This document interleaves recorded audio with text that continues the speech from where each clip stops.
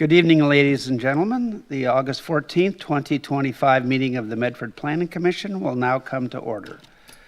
Kaylee, can we have a roll call, please? Rachel Bennett. Here. Brad Bennington. Larry Busco. Here. David Culbertson. Here. Mark McKechnie. Here. EJ McManus. Here. Jared Pulver. Here. Jeff Thomas. Here. Jim Wallen. Here. Roll has been taken. Thank you, and we have a quorum. So tonight's agenda is available on the city's website for those watching from home. The order of business this evening will consist of consent calendar and written communications, minutes, public hearings, and reports. Item 20 is the consent calendar and written communications. Have the commissioners reviewed the consent calendar, and if so, are there any questions? All right. Seeing none, can we have a motion? Mr. Chair, I move to adopt the consent calendar and written communications as submitted. Thank you. Do we have a second? Second. Okay, it's been moved and seconded. Kaylee, can we have a roll call on this, please? Mark McKechnie. Yes? Rachel Bennett. Abstain. Larry Busco. Yes. David Culbertson. Yes. EJ McManus. Yes. Jared Pulver. Abstain. Jeff Thomas. Yes. And Jim Wallen. Yes. Thank you. Motion passes. Item 30 is the minutes. Have commissioners reviewed the minutes from the Planning Commission meeting of July 24th, 2025? And if so, are there any additions or corrections? All right, seeing none, the minutes will stand as submitted. Item 40 is oral requests and communications from the audience. This is an opportunity for members of the audience to address the commission on matters that are not on tonight's agenda. If you wish to speak, please come forward to the podium, sign in, and tell us your name and your concern.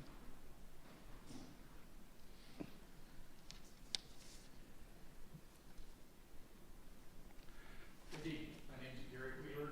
I live at 303 Genesee. Oops, sorry. Thank you. Yep. Red light. We didn't have those when I was mayor. Lots of mistakes were made sometimes. Anyway, I'm Gary Wheeler. I live at 303 Genesee Street here in Medford. I was more so just here as a curiosity to see where the steps are because I'm apparently included now in the overlay potentially. So my property may or may not be affected at some point. So this is just for my education, and just want to thank all of you for your work as Planning Commission. I did want to listen to Carla's presentation, however, so I'll probably stay through the whole thing. So thanks very much. Okay, thank you. All right, seeing no one else, tonight's public hearing items 50.1 through 50.3 will be conducted as a quasi-judicial hearing. Item 50.4 will be a legislative hearing. If you plan to testify this evening, please listen carefully to the following prepared statement regarding the procedural rules that govern these hearings. The statement will be read by Mr. Alan Moreland, Deputy City Attorney. I'm going to explain the rules that govern these hearings. Before the hearing begins, city staff will give a report. The report will list the criteria that govern the city's decision. After the staff report, the hearing will be open for other speakers. The applicant will speak first and may ask for rebuttal time. Following the applicant, any other interested person will be allowed to speak. Any testimony, argument, or evidence you give must relate to the criteria listed in the staff report or other criteria in the comprehensive plan or land use regulations that you believe apply to the decision. If you fail to raise an issue or do not give the commission sufficient information so that the commission and any party can respond, you will not be able to appeal that issue to the Land Use Board of Appeals. If you do not raise constitutional or other issues about any proposed condition with specificity so that the commission can respond to that issue, you will not be able to bring a court action for damages. Before the hearing is closed, anyone who needs more time to present evidence must ask for more time. If you ask, the hearing will be continued or the record will be kept open, and you will have at least 7 days to present additional written evidence. Thank you. In order to proceed through this evening's agenda in a timely manner, except at the Commission's request, applicants giving testimony will be given 10 minutes to present their application. Individuals who have comments about these applications will be given 3 minutes, or 5 minutes if they are representing a group or organization. And 5 minutes will be given to the applicant for rebuttal. Item 50.1, SV 25-141. Consideration of a request for the vacation of unimproved street rights-of-way for two 50-foot wide segments of Belknap Road located between Garfield Street and Center Drive, and then east of Center Drive to the terminus of the subject Belknap Road right-of-way. The subject rights-of-way are within the CH heavy commercial zoning districts. The applicant is CEG Holdings, LLC. The agent is CSA Planning Limited. The planner is Dustin Severs. The applicant has requested to continue this item to the August 28, 2025 Planning Commission meeting. If there is anyone in the audience that has come to testify on this agenda item and cannot make the August 28, 2025 Planning Commission meeting, please come forward and the Planning Commission will hear your testimony at this time. Please keep in mind, however, that your questions may be answered at the August 28, 2025 meeting. There will be no decisions made this evening on this agenda item. Okay, with that said, is there anyone that wants to come forward on this agenda item? All right, seeing none, can we have a motion? All right, Mr. Chair, I move to continue SV-25-141 to the August 28th, 2025 Planning Commission meeting. Thank you. Do we have a second? Second. Okay, it's been moved and seconded. Kaylee, can we have a roll call, please? Jim Wallen, Yes. EJ McManus, Yes. Larry Busco, Yes. David Culbertson, Yes. Rachel Bennett, Yes. Jared Pulver, Yes. Jeff Thomas, Yes. Mark McKechnie. Yes. We have 7 yeses. Thank you. Motion passes. Okay, agenda item 50.2, PUD 25-115, LDS 25-114. Consideration of a minor revision to the Ponderosa Place subdivision tentative plat to allow Thin Leaf Street to be constructed as a half street and change the segment of Thin Leaf Street north of Bristlecone from a minor residential street to a residential lane. Also, a planned unit development is proposed to include the multifamily residential portion of the subdivision. Ponderosa Place is a 170-lot residential subdivision on an approximately 49.2 acre site within the Chilson Rise MD3A urbanization planning area. The subject properties are generally located south of Coker Butte Road, north of Owen Drive, and east of Honolulu Lane Terminus within the SFR 4, SFR 6, and MFR 15 zoning districts. The applicant is Hayden Homes, LLC. The agent is CSA Planning Limited. The planner is Stefan Roenfeld. Does any commissioner have a conflict of interest or ex parte contact to disclose regarding this application? Okay, seeing none, does anyone in attendance wish to question the commission as to conflicts of interest or ex parte contacts? Okay, seeing nobody, Stefan, can we have a staff report, please? Good evening, Commissioners. Good evening, Chair. First up is the revision to the Ponderosa subdivision and the PUD, which is the new part. So we start with the criteria per usual. For PUDs, they can be found in section 10.190, and they have all been addressed in the staff report. The same is true for land division criteria, which is in 10.202. So you should have all received one new exhibit earlier today. Some minor changes about some lot dimensions. I'll go over that in a little bit to the tentative plat that was. So we're looking at 3 parcels, almost 50 acres in size, and we're south of Coker Butte and east of Springbrook Road. And if this one does look familiar to most of you, you did approve the seven-phase subdivision about 2 years ago now. So we're making some minor changes to the approved tentative plat, and then we're adding the PUD to the southern part of this subdivision. We are in the urban residential and urban medium density residential general land use plan map designation, and we have zonings of SFR 4, 6, 10, and then MFR 15 to the south. And this is a type 3 land use decision, so you are the approving body tonight. So the proposal is, well, I've mentioned that twice already, some minor revisions to the tentative plat, and then to establish a PUD for the multifamily portions of the subdivision. The tentative plat revisions are mostly public works, well, some of them are public works related or street related. So this section highlighted here of Thinleaf Street will be built as a half street, so a half plus 12, which is code language. And it's a standard residential street, so we'll have a total paved width of 26 feet for the area between Coulter and Bristlecone. Bristlecone, there's an L missing somewhere. And then towards the cul-de-sac, the street designation will be changed from a minor residential street to a residential lane.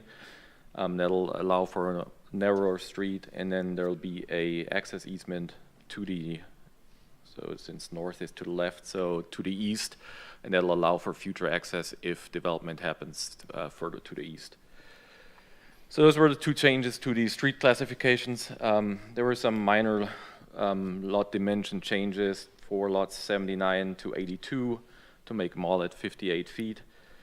And then what was changed earlier today was lot dimensions for lots 90 and 92, and most of it has to do with the product that is supposed to get built there. So they're all the plans are pretty much ready. So we're trying to get the lots to fit the proposed houses. Density, nothing changed. We're still looking at 170 lots, or which is right in the middle of the density.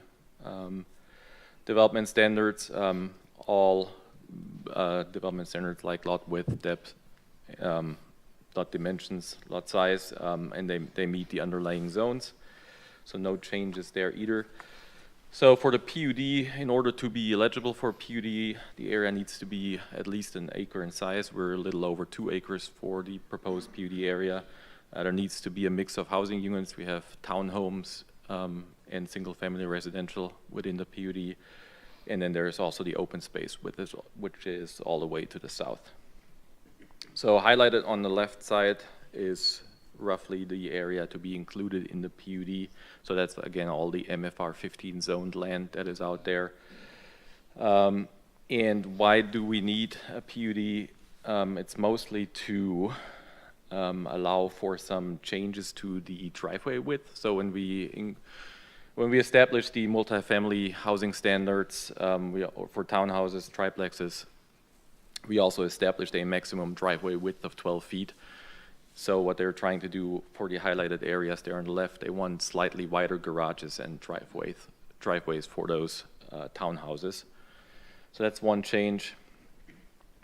The other one, and I'll let the applicant argue that with Public Works because we are not on the same side on this one, that's the only one, is for those 4 single families that face Honolulu, the applicant is proposing to have head-in, back-out driveways onto Honolulu. So Honolulu is a higher order street, so we do not allow for driveways to back out or for cars to back out onto the street. So we typically require shared driveways and a hammer or a turnaround on site. There are some existing houses to the west on Honolulu that have the same kind of layout where cars back out, but those were established before the street classification for Honolulu changed to a higher order street. So I'll let Mr. Jay argue that with Public Works. And then the last change is, or the last modification requested is for a smaller front yard setback for a porch to encroach by about 3 feet into the required front yard setback. This one doesn't necessarily have to be a part of the PUD modification because we probably could have allowed that as part of our flexible design standards that allow for encroachment into the setbacks, but it's included regardless. And with that, the Commission can find that all approval criteria for PUD have been addressed and they're satisfied. And then the staff has reviewed the applicant's findings and conclusions and recommends the Commission adopt the applicant's findings as submitted. And we do recommend to adopt the findings as recommended by staff and adopt the final order for the approval of LDS 25-114 and the PUD 25-115. And that's per the staff report dated June 19, 2025, including exhibits A through O, and that's including the new exhibit B1 and accepting the applicant's stipulations as outlined in exhibit A, the conditions of approval. And that is about all I have for you on this one. Okay, thank you. Do we have any questions? Yes, sir. If I may, Chair, I'd like to ask two questions. One is on the 26-foot of paving on that one block of thin leaf. If I understand right, half plus 12 is 18 on one side and 12 on the other. Is that correct? That is correct. I mean, that adds up to 30 to me. That is correct. All right. Just want to make sure that's clear. Okay. And then my second question is on Honolulu, when that's improved, will that have the same speed limit on there as the rest of the residential of 25 miles an hour, or would that be a higher speed limit? That is the question we can't answer tonight. We don't know. Carl isn't here. Okay. All right, I'm just having some questions about that backup thing, but okay, Backing thank out you. into the right away, yeah. Okay, any other questions? So, if I understand that the applicant and Public Works are not seeing eye to eye on this, and so, On the 4 single-family residences, or yeah. okay, and so the recommendation you're giving us is to, with Public Works, or is it with agreeing with the applicant? You mean I thought about that when I read the text, and I was like, well, this doesn't quite make sense. There you go. Yeah, so we'll figure something out. Okay, but at the moment, the two are not seeing eye to eye, so Correct. we have, somewhere along the way, we need to make sure we've Just got- have to make it clear in the motion and maybe Okay, all right. clean Thank up the findings a little bit. you. Okay. All right, if there are no other questions of staff, then we will open the public hearing and ask the applicant to come forward and talk about the project.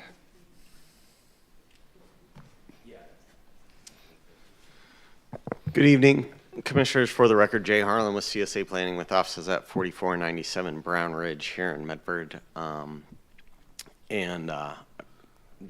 think the 2/3 of the staff report that I caught sound exactly right, and we agree on all those points for the stuff that the applicant and staff are in agreement on.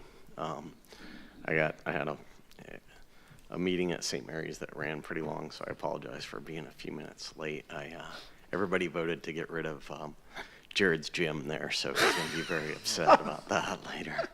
No, actually, we're trying to figure out how to save the gym. But the couple things, one is that to clarify a couple things. One is, first of all, we did do the research on the administrative rules for the middle housing and all that. Like, that driveway width thing we did not identify any state rule that requires the driveways to only be 12 feet wide. I'm not really sure. You guys probably sat through those study sessions. I don't really know exactly what the policy objective was for that. I mean, I do get that when the lots start getting small, the driveways start getting closer together, but I mean, the Public Works has standards for minimum driveway spacing, so I'm not really sure exactly what the overall objective is there to have these, pretty, only 12 feet is a pretty narrow driveway. For this client's product type, for this market, it works okay for some of them, but not all of them, and that's why some of those lots are wider, and those are the ones where they would really like to be able to do the wider driveways. I would also point out that there's some definitional issues related to 2 units that are attached with a common line in the middle as to is that a duplex? Is it not a duplex? And if it's not, if it is considered a duplex, then that 12-foot width standard doesn't apply at all.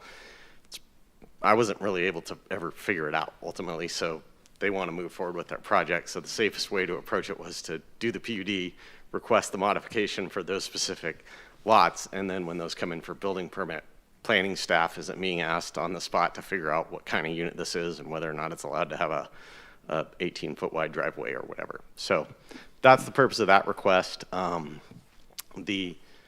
it relates to the 4 lots with the head in, head out, I would just point out there's 17 lots with that same configuration on the very next block.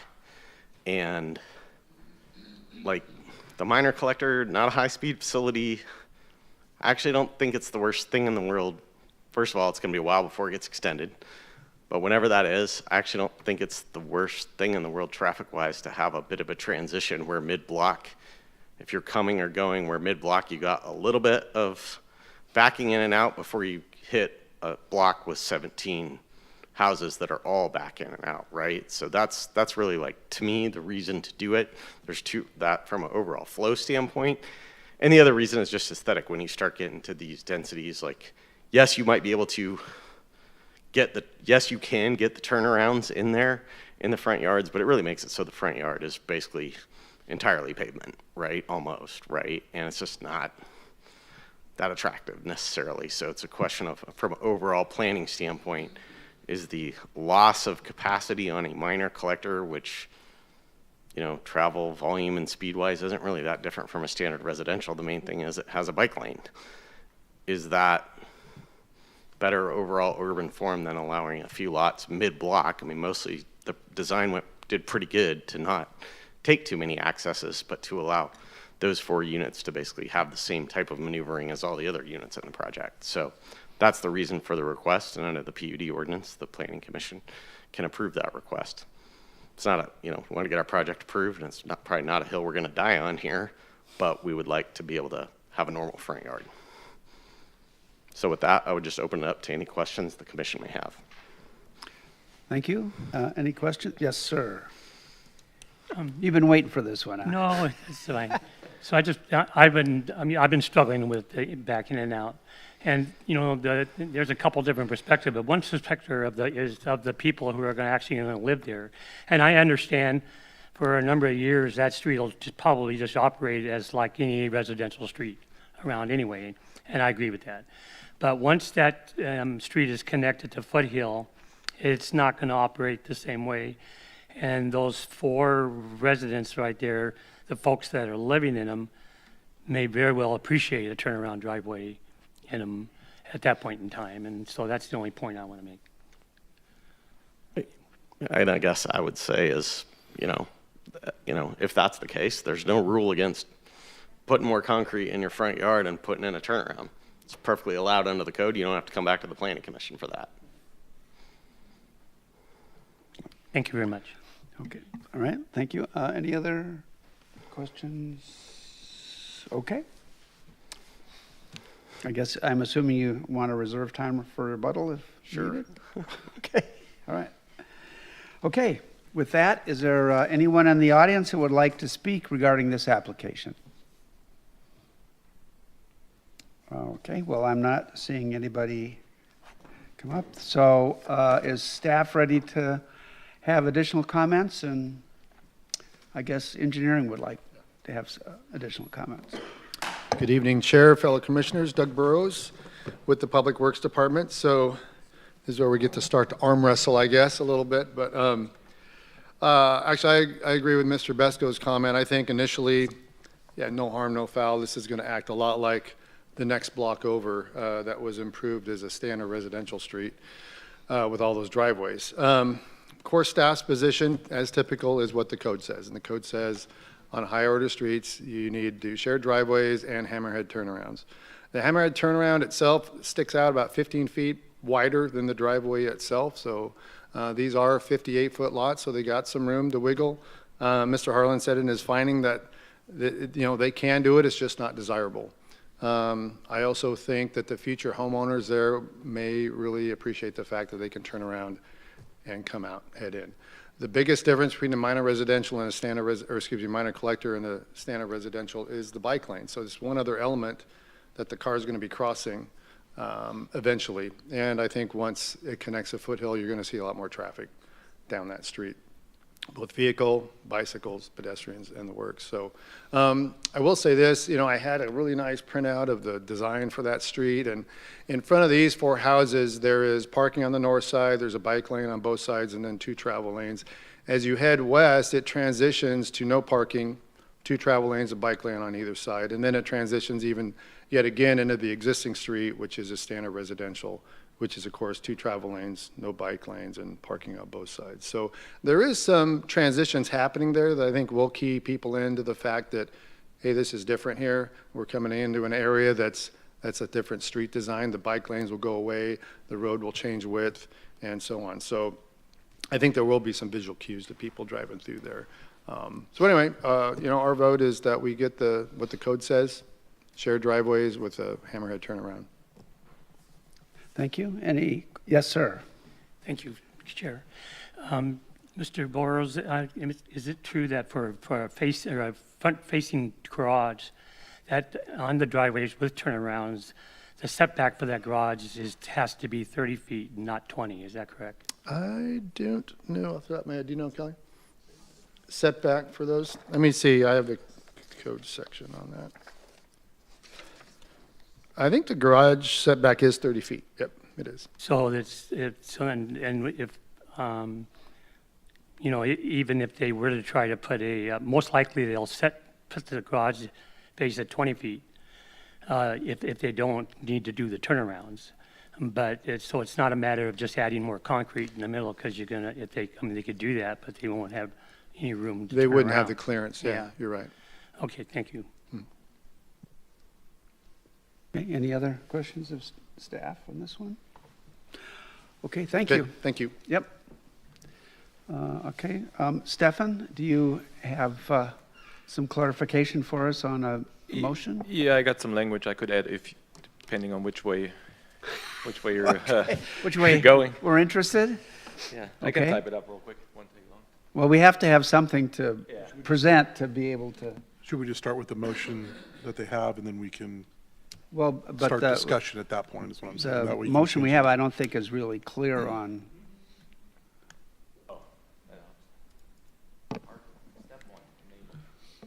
Mr. Chair, don't forget to open the public hearing as well. it is open. I know, but. I okay. opened it, Okay. yep, but I haven't closed it yet. So I will remember to do that. Mr. Chair, while we're waiting, if I might, I just wanted to address the driveway width Yes. question. It is a standard, and I'm not confident about the legislative history on that and whether it was required in the House bills that happened. But what I would say is it's the purpose of it is to not have just the garage be the front of the house, so that you can see the front door, so that you can see that people live there and not just cars. That's the point of having a narrower driveway on the narrow lots. Thank you. Thank you. Yeah, and I suppose if you have a 24-foot wide lot and a 20-foot garage with a 18-foot driveway, that pretty much fills your front yard. That's correct. That only cars live there. Only cars live there. Yep. Okay. We're not closed up. Could I add one comment to that? Yeah. I think also something to take into consideration is if you have the 30-foot setback, because the hammerhead requirement, you also push the house back 10 feet on the lot, which takes up backyard and makes them fairly tiny. Tiny backyards. Being in real estate, it's not something that would be very attractive. Thank you. Okay. So we have, you have some language there for Yeah. Might consideration? not be the prettiest, but Okay. Stefan, you need an ing at the end of reject, accepting and rejecting. thank you. Okay. So if we have that, then I think we can close the public hearing. Oh, I'm sorry, I didn't ask, the applicant wish to rebut, okay, now we can close the public hearing. Okay, and do we have a motion for consideration? Mr. Chair, I move to adopt the findings as recommended by staff and adopt the final order for approval of LDS-25-114 and PUD-25-115 per the staff report dated August 7th, 2025, including Exhibits A through O, including Exhibit B1, accepting the applicant's stipulations as outlined in the conditions of approval, and rejecting the applicant's findings, reason parking on page 204, and adopt the Public Works findings specific to Honolulu Lane parking. Okay, do we have a second? Second. Okay, it's been moved and seconded. Do we have any discussion on this motion? Yes, sir. I think that the constraints of pushing the house back and the configuration on those 4 lots, I think they need to have the latitude to do head in, head out, head in, back out parking. Okay, so you're, I'm opposing the last sentence of last sentence. my motion. Okay, all right. Any other, yes, sir. So here's where I struggle. I don't disagree with Public Works and staff at all about the situation as far as the parking, or as far as the head in, head out. But where I struggle is that we talk all the time about density, density, density, density, density, and we want to build as much as we can. But now, technically, I mean, I'm not saying they would do that, but now the applicant could go back and say, we're going to get rid of one of these houses so we can make the lots work in a way that's going to work for the customer that's going to buy these. So I oppose it because we can't have our cake and eat it too. We can't want more density with more houses on the lots and then restrict the product that the customer wants. So I'm completely opposed to this. Thank you. Any other comments on, yes, sir. Well, I'm not going to give any definitive answer as to what I think, because I don't know what I think yet. But, I mean, I agree with what Dave's saying. I struggle with that part of it because it does eat up some space. But at the same time, I feel like it kicks the obligation down the road to the homeowner at some point. And that's, I don't know what that level of cost is, but, you know, I think in all likelihood what's going to happen is they won't pour the additional concrete. They'll just eliminate the landscaping and by driving over it or parking on it or doing whatever, because they're going to want to make that movement in a safer way. So I'm kind of torn on this one, and I don't really know what the right answer is.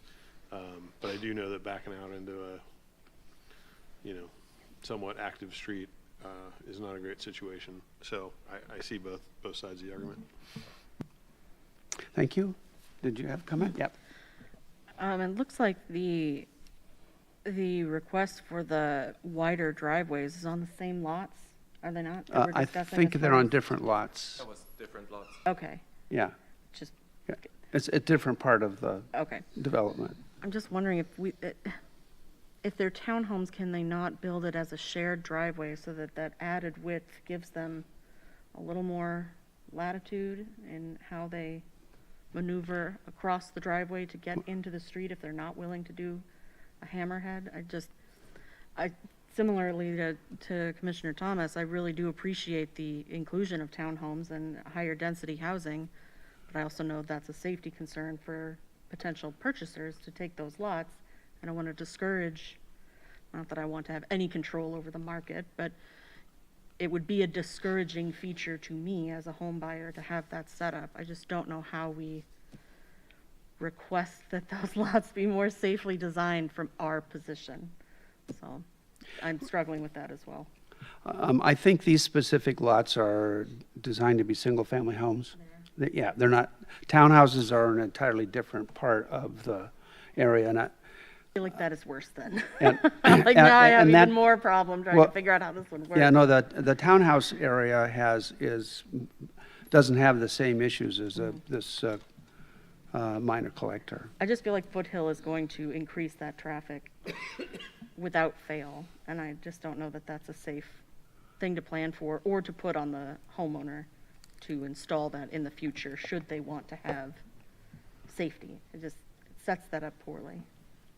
But I So don't the know how we areas requested it. marked in red on here are the ones where Okay. they're asking for shared driveways, and then the 4 houses, it's Are those? Are way up, yeah. Okay. yeah. Entirely different spot. So would they have to move those homes back on those lots? They would have to move the south? homes back. That is correct. Closer to like the number 2 is what we're talking about, right? That is closer to number 2. Okay. Yep. Ye- Yeah, an additional 10 feet away from Honolulu. So, all right, so I'm going to agree with my colleagues on this, and in this case, reject the findings or the conditions or the comments from Public Works. I think that in the short term, Honolulu is going to act like a residential street. I think if and when it connects to Foothill, that with the things that are going on to the west, that it will, it's still going to act essentially as a residential street with a little more traffic, but as a residential street. And I find no conflict with back-in, back-out driveway on this. Excuse me. There are other locations where houses have been installed and the street got busier and busier, and people seem to manage to get in and out on those streets without running into anybody as well. So my sense is that it will work just fine as designed. Okay, with that, if there's no more commentary, then Kaylee, can we have a roll call, please? David Culbertson, No.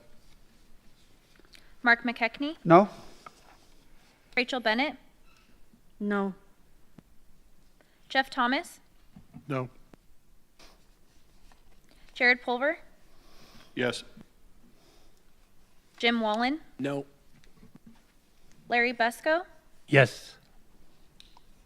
EJ McManus. Yes.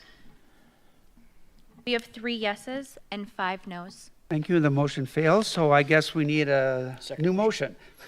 All right, Mr. Chair, I move to adopt the findings as recommended by staff and adopt the final order for approval of LDS-25-114 and PUD-25-115 per the staff report dated August 7th, 2025, including Exhibits A through O, including Exhibit B1, accepting the applicant's stipulations as outlined in the conditions of approval, and accepting the applicant's findings regarding the parking on page 204 and adopt the Public Works, Oops. nope, and adopt, yep, And just stop there. page 204, period.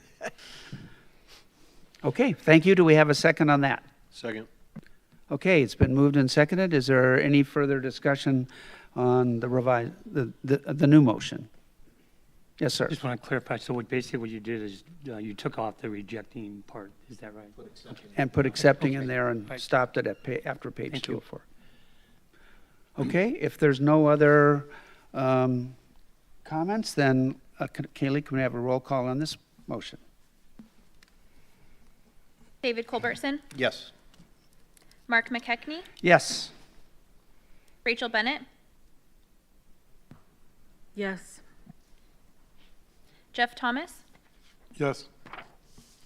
Jared Pulver, Nope. Jim Wallen, Yes. Larry Busco, No. EJ McManus. No. I'm sorry? No. We have 5 yeses and 3 nos. Okay, motion passes. Good luck with your project. All right, moving on to item 50.3. PUD 25-152, ZC 25-151, and LDS 25-150. Consideration of 3 consolidated requests: a preliminary PUD plan for Harrison Hills PUD, a 50-unit residential, 50-unit residential development, a zone change from SFR 00 to MFR 15, and a tentative subdivision plat to create 22 lots for single-family dwellings and 4 lots for multifamily residential use. The subject property is located on a single parcel totaling approximately 4.78 acres. The site is located on the east side of Springbrook Road at the easterly terminus of Hollyhock Drive. The applicant is David Hibbard, the agent is CSA Planning Limited, and the planner is Stefan Ronfeld. Does any commissioner have a conflict of interest or ex parte contact to disclose regarding this application? Okay, seeing none, does anyone in attendance wish to question the commission as to conflicts of interest or ex parte contacts? Okay, seeing none, Stefan, can we have a staff report, please? Good evening again, Stefan Rundfeld with the Planning Department. Next up, the Harrison Hills triple PUD zone change and subdivision application. Again, criteria for land division we looked at in the previous application. Same is true for the PUD, and new this time is the zone change approval criteria in section 10.204. If you look at the project summary, we are adjacent to the west from what we just looked at. Again, off of Springbrook Road, south of Coker Butte, and north of Honolulu Lane. We got one parcel, almost 5 acres in size. Here's a relatively current aerial image. So we have one existing single-family house with some surrounding stuff on the property and a lot of vacant land. And the single-family residence is proposed to remain as part of the subdivision. If we look at the general land use plan map designation, we are in the urban medium density residential designation, which does allow for the proposed MFR 15 zoning. Right now we are in the holding zone, the SFR 00, which only allows for one residential unit, which is already existing. And then again, all 3 applications are type 3 land use decisions, so the Planning Commission is the approving authority. If you remember from 2-3 weeks ago, we had a pretty lengthy staff report that recommended denial of this of these applications. In the meantime, we got together with the applicant and we've figured out solutions to all the issues we had back then. So we do recommend approval this time around, which makes this hopefully a lot smoother than it would have been 3 weeks ago. So the issues back then had to do with the traffic impact analysis that was incomplete, and then also with block length findings, which were submitted after the continuation. So Public Works does agree with the submitted findings for that issue as well. For the zone change, pretty straightforward from SFR 0 to MFR 15, which is an allowable zone in the GLOB map designation. There's 2 conditions that are tied to the zone change. One has to do with improving the local access road, which is Springbrook to the west, with a minimum of 20-foot wide paved section. And that is unless the local access road portion of Springbrook Road has been accepted as a publicly maintained road. And second, the developer shall also provide a legal description of the Springbrook Road right of way that is not yet within city limits to Public Works. Those are abbreviated. There's a longer version of those conditions in the staff report. For the subdivision proposal, we have outlined in red are the 22 single-family lots that are proposed. The existing residence is highlighted in green, and then the 3 multifamily residential pad lots for an additional 28 units are highlighted in blue. The MFR 15 does not typically allow for single-family residential development, which is where the PUD comes into play. So we have, again, a mix of housing units, which the PUD is one requirement. And it's also larger than the 1 acre requirement, and then there's some open space, common open space around the proposed multifamily residences. For density, we are right at the minimum with the 50 dwelling units that are proposed. We do want to point out, since there's only 22 single-family dwelling units and we have not seen spec approval for the multifamily residential units, so we did put a condition in there that the multifamily residential units will have to be built to density to get to that 50 unit minimum. And also we do look at density for the combined area, so it's not individual lots, I guess. So there's a condition included in Exhibit A regarding this issue. Development standards, again, lot area, lot width, corner lot, lot depth, all those standards have been addressed and they are met for the SFR 10 zoning district, which is applied to the single-family lots, and then the MFR 15 units. Again, the PUD.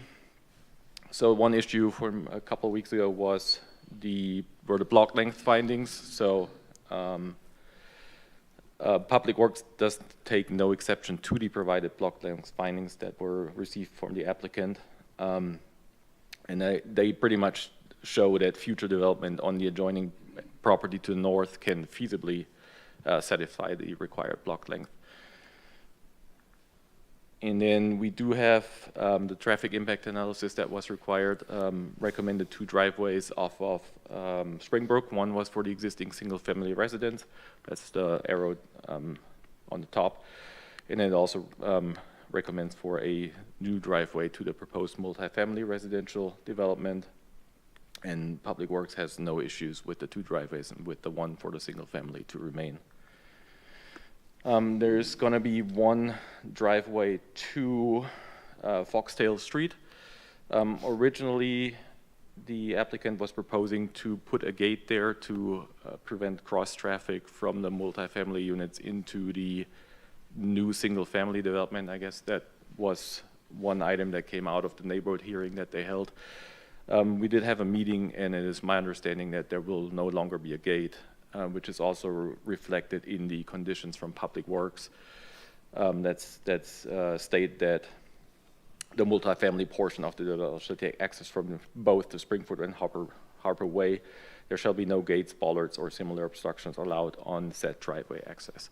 So we just wanted to point that out, make that clear that there'll be a through access to the single-family residential development. And then, like I mentioned earlier, as part of the PUD, applicant was required to hold a neighborhood meeting, and there's evidence in the staff report that meeting was held. And like I said, one of the comments was that the multifamily traffic be separated from the single-family traffic, but I think we figured that issue out by not allowing the gate. So it is our recommendation for you to direct staff to prepare the final order for approval of these 3 applications, and that's per the staff report from August 7th, and that's including exhibits A through U, accepting the applicant's stipulations as outlined in Exhibit A, and then approval of a time schedule for up to 5 years for the development to be platted in phases. If you have any questions, thank you. Thank you. Any questions down that way or this way? I've got a bunch for you. So can we go to the site plan? Maybe. Well, this will probably do. So the land that's to the north, the 3 lots or so, is that in the city or is that in the county? Yet is in... It'd be north of that single-family house. Do you know? I believe it's still in the county. That's in the Yeah. county? Yep. Okay, so nothing's going to happen with that for a while. And then when it talks about improving Springbrook Road off-site, which way are we, north or south or? North-south, but Doug might have a better understanding of. Or how close is this that they have to improve it, or do we know anything about that? I mean, apparently they've said, okay, that they're willing to do that. Good evening, Chair, fellow commissioners. Doug Burrows with the Public Works Department. The off-site Springbrook Road improvement actually is the exact same condition that Ponderosa Place was conditioned with as well. It would be from approximately this location north to Coker Butte. And is that in the county or is Well, it is, but the part of the right-of-way will be annexed into the city. I think we're going to do that. And then it's just a 22-foot paved section. It's not curb to curb, won't have sidewalks. It's just to get a structural section that will handle the traffic, the added traffic from both of these developments. I see. Yeah. So Okay. same condition, both developments, whichever one goes first is the winner or loser. As far as the city's concerned? Well, as far as getting an improvement, so yeah. Yeah, I see. Okay, well, that's all we care Okay. about, right? Yeah, okay. Thanks. Okay, thank you. All right, and then on this plan that we're looking at here with the multifamily part of it, so how set in stone is that? So if they sell this parcel off to somebody else, Can they, because it's it would be three platted Be lots. three pad lots, right. But you can move those around and do whatever you want to with those, right? I As, mean, as an final- administrative deal? Final plat has So- generally be consistent with what gets approved tonight. And if they come in with something different, it has to, but even at that, this would not go to SPAC, this would go to It'd be a administrative, right? Type 2 SPAR review, yeah. Yeah.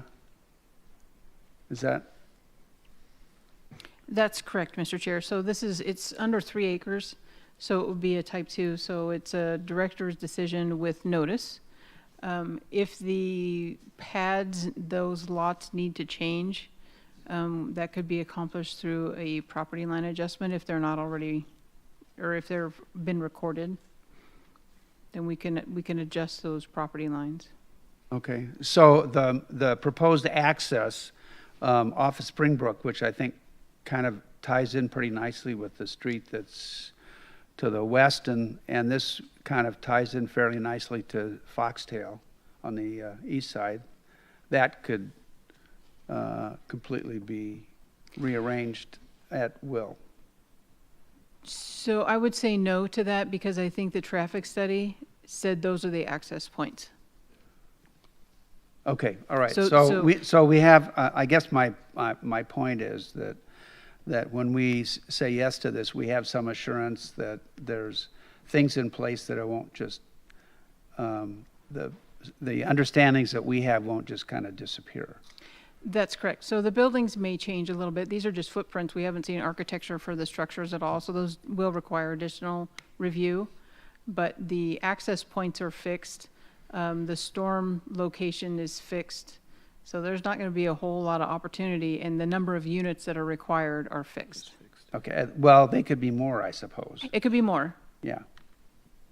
Okay, but it But couldn't be less. Whatever the density range is, it has to be within that density range for the whole 4 3/4 acres. Okay, all right, thank you. You bet.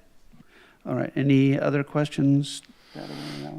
Okay, thank you. And with that, we will open the public hearing and ask the applicant to come forward and talk about this project.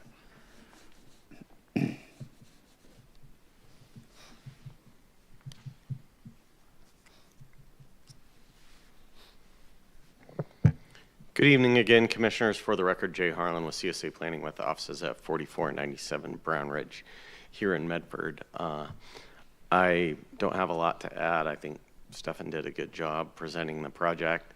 I would just comment, like, this is an example of the process working. Like, the applicant, it's kind of a tricky site where roads don't line up, and then, but roads, if they don't line up, have to be separated a certain distance. Well, that takes you either above or below the property, and then it's a tricky site. So I think, everybody looked at the code, looked at ways to address all the requirements and come to agreement. And I think, it's appreciated. It's like, I don't know if they're going to be able to make construction season this year, but I don't know if they were going to be able to either anyways, right? If it was a month ago. So it kind of is what it is. But, so we would request to get approved. As far as the couple questions. The first question about the Springbrook improvement, we're not objecting to that condition here. That said, I would point out this is 5 acres. That's a pretty expensive improvement. If it were not being built right now today and that road closed, then yeah, I might have a very different opinion about the sort of proportionality of that improvement to this 5-acre project versus the one to the much larger one to the east that we were just looking at. But in this context, it's literally being constructed right now. You can't drive on that section of Springbrook right now. It's closed. They're building it. So it's not really an issue in the real world. And then the only other thing, as far as, I agree with everything Kelly said as far as, changes, like there's a couple. One, it's preliminary PUD plan. So yes, through the type 2 process, you can go and do some adjustments, but you can't wholesale change the way the PUD is laid out, I don't think, without coming back and getting a new preliminary PUD plan approval. You could adjust some property lines and make some little changes, but the other things I would point out is what she said, I think, under the PUD is correct as far as the access points being fixed. The stormwater has to go there. There's no other place to put it. That's the low spot, and we're barely maintaining cover to get out at that location.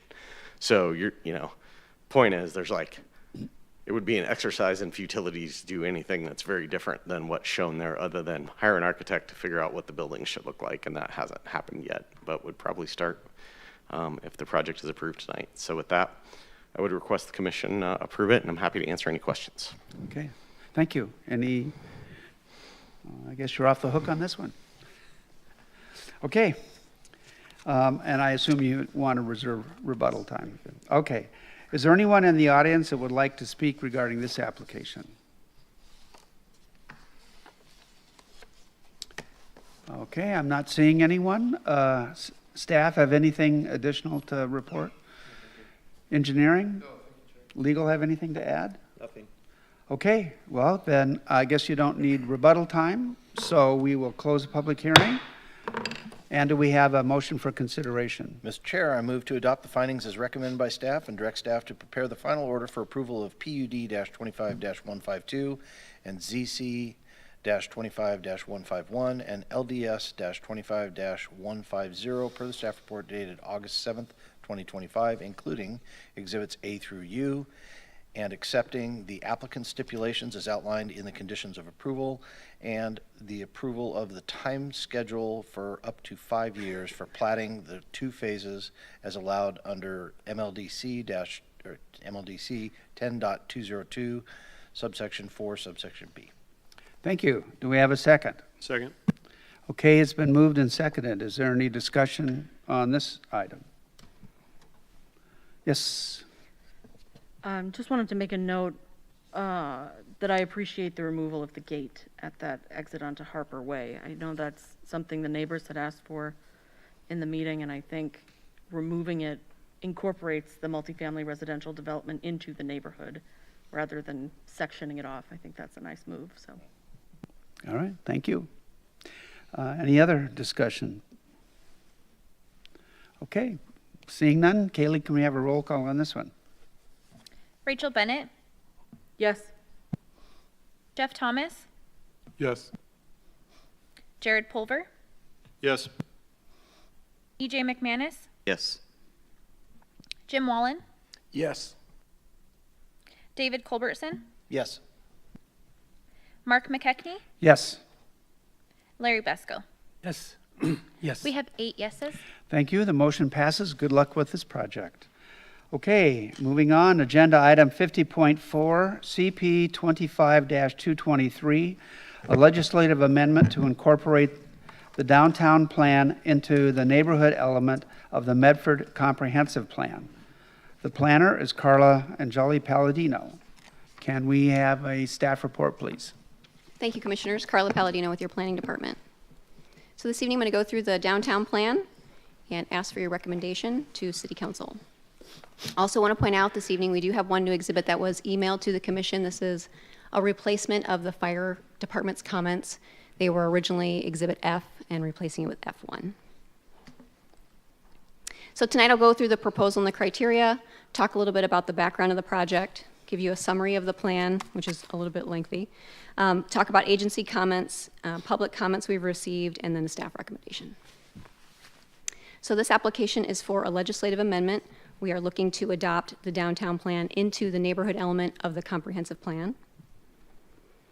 There are several approval criteria that are found. The development code in 10 point section 220 sub 2 points you back to the comprehensive plan. There are 6 on this slide that talk about amendments to the conclusions, goals, and policies. Those have been addressed in your staff report and are found to be either satisfied or not applicable. And then there are 6 additional amendment criteria to look at regarding implementation strategies, and those have also been addressed in your staff report. Okay, so project background.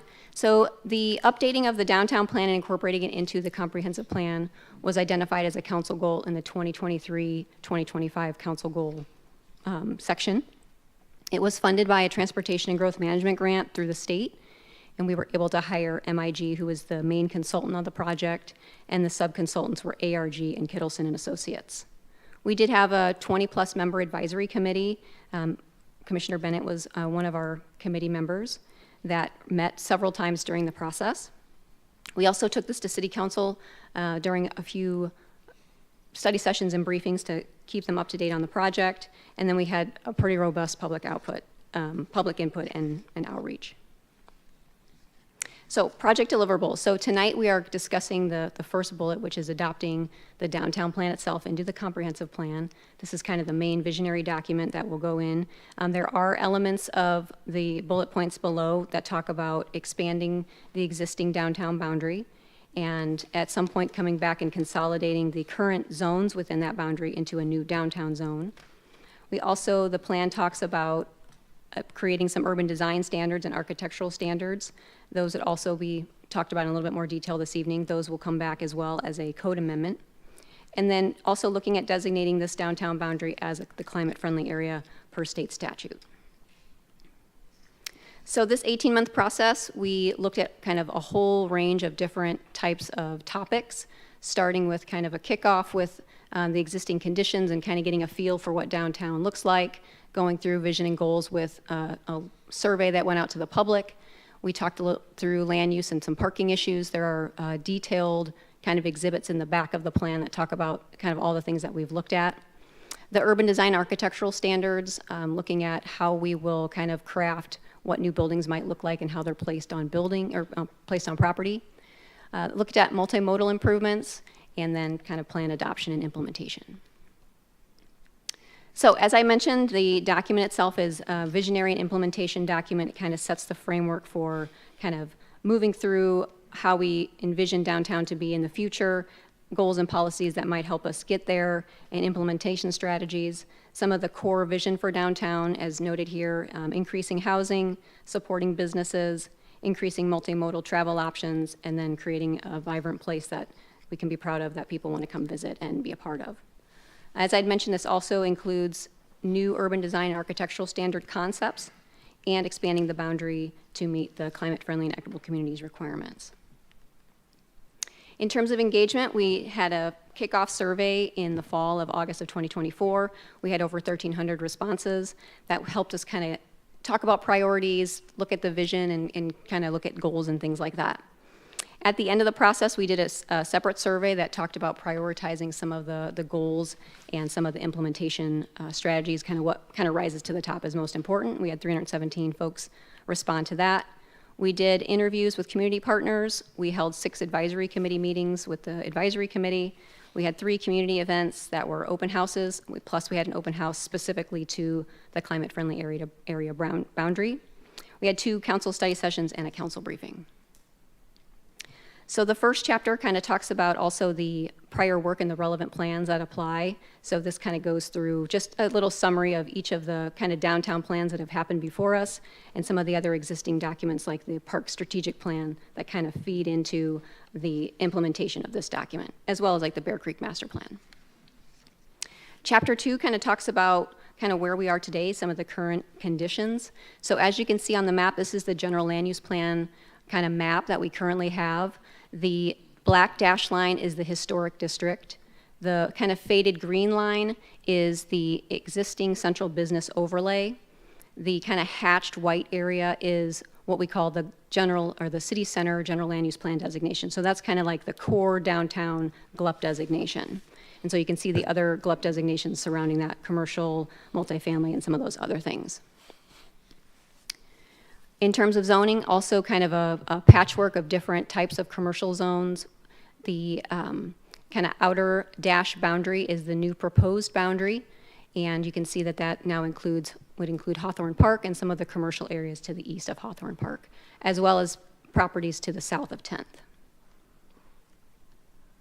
So as we kind of started this process, we had a study area, and then we tried to identify a larger boundary that kind of encompassed downtown. That kind of faded pink area is the current central business overlay. We had several options for expanding the boundary. We started off with something larger than what you see on the screen and kind of narrowed it back down. So this is kind of where we ended up. It is a gross acreage of over 288 acres and a net acreage of 217. The goal with this boundary and kind of having it more kind of confined is that the council had asked that if we were going to do this as a climate-friendly area as well, that we wanted to make it more condensed, and so that all kind of applies together. This chapter also goes into kind of, again, the existing conditions downtown about parks and green space. We have 4 different parks downtown, including the Bear Creek Greenway bike path. Some of the public sentiments that we heard regarding just parks in general would be looking at improving safety in the parks and community spaces through events and activities, looking at integrating Bear Creek more fully into the downtown development, and increasing street trees, landscaping, and green space. We also looked at mobility and connectivity. Obviously, we have some major streets that cut through downtown. We have a very walkable, we have large sidewalks, we have streets that have bike lanes, things like that. So we have a transit hub for RVTD. So there's a lot of transportation pieces that fit in downtown. Some comments that were heard, again, were to improve connections between parks, greenways, and areas downtown, more wayfinding and signage, and maybe more visible gateways that point people to downtown and let people know they've entered downtown. And then bike lanes, as they, kind of have a contentious, can be contentious, that there was still support for some enhanced connectivity across modes. This chapter also talks about culture and experience. So as downtown is our historic base and civic center for government offices and entertainment, these kind of all played into what people had said they want more of. And so what we heard is that, people want to have a better defined kind of story and brand for downtown, really being able to promote that more fully. Perceptions and reality about downtown not being safe and concerns about homelessness, so trying to improve safety perceptions and increasing events and programming as we move forward. Chapter 3 goes into visions and goals, and so as I had mentioned, we kind of started this process looking at creating a new vision statement, and that's in the top left corner. There are 9 goals that have kind of emerged as we went through looking at comments and getting people's feedback. And then those led into buckets of priorities that talk about land use and urban form, parks and green space, and mobility and connectivity. This chapter also talks about subdistricts. So within the boundary, we've looked at just different areas and kind of giving them kind of district names. There's examples that identify kind of what each district kind of looks like. And then these kind of just help kind of just provide a look and feel of what mixed uses could happen there, highlight the unique character and priorities of each place, and then try to encourage connections between districts.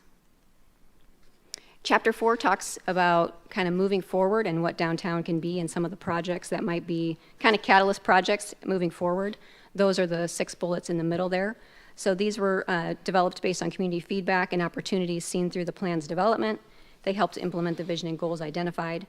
Each big move is described separately and is outlined with how to move the idea forward through policy and regulations, public-private partnerships, development opportunities, and programming and promotion. And so the 6 on the screen here, again, integrating Bear Creek more fully with development, activating evergreen streets. So we have a large corridor, we have parking, there's opportunities to make places where people can come and sit. Maybe there's ways that we could change buildings so that they face evergreen. Maybe there's some store frontages, maybe there's more events there. So things like that. Improving gateways, as I mentioned, making sure that we kind of highlight people that are in downtown and providing some signage to show that. Creating some compatible uses with the new Holly Theater being open. So there is a vacant lot across the street.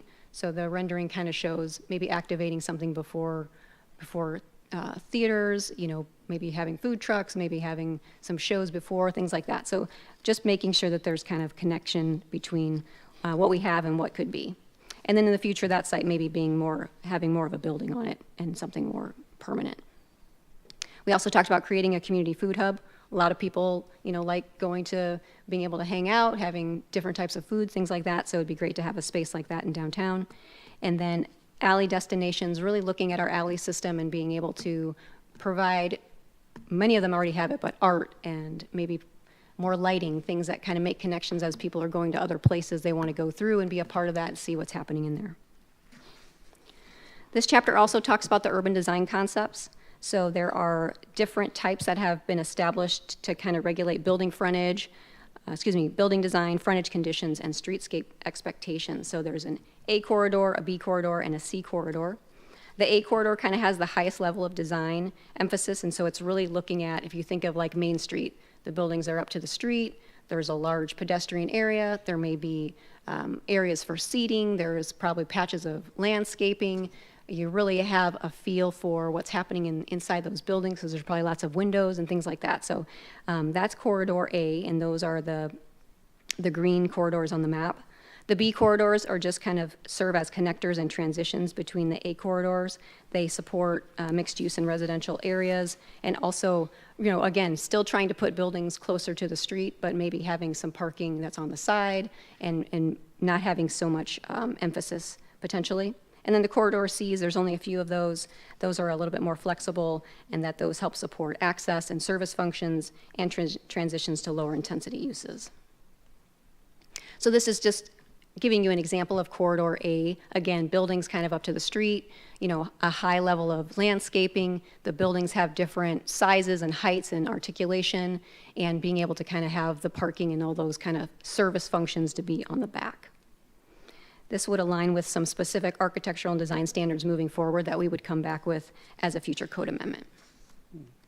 This chapter also talks about streetscapes and right-of-way elements. There's multiple pages about looking at the public realm and trying to make sure that that's integrated into kind of the development piece. So as you see on that graphic on the top, our sidewalk widths, looking at frontage, kind of how we can add more seating and landscaping and making it feel like you want to walk down the street and have that experience. And then also looking at the travel realm zone. So that curb to curb section, how do we look at maybe making some improvements in the future in terms of just, if we wanted to add bike lanes, or if we wanted to just make sure that there's compatibility in kind of those connections.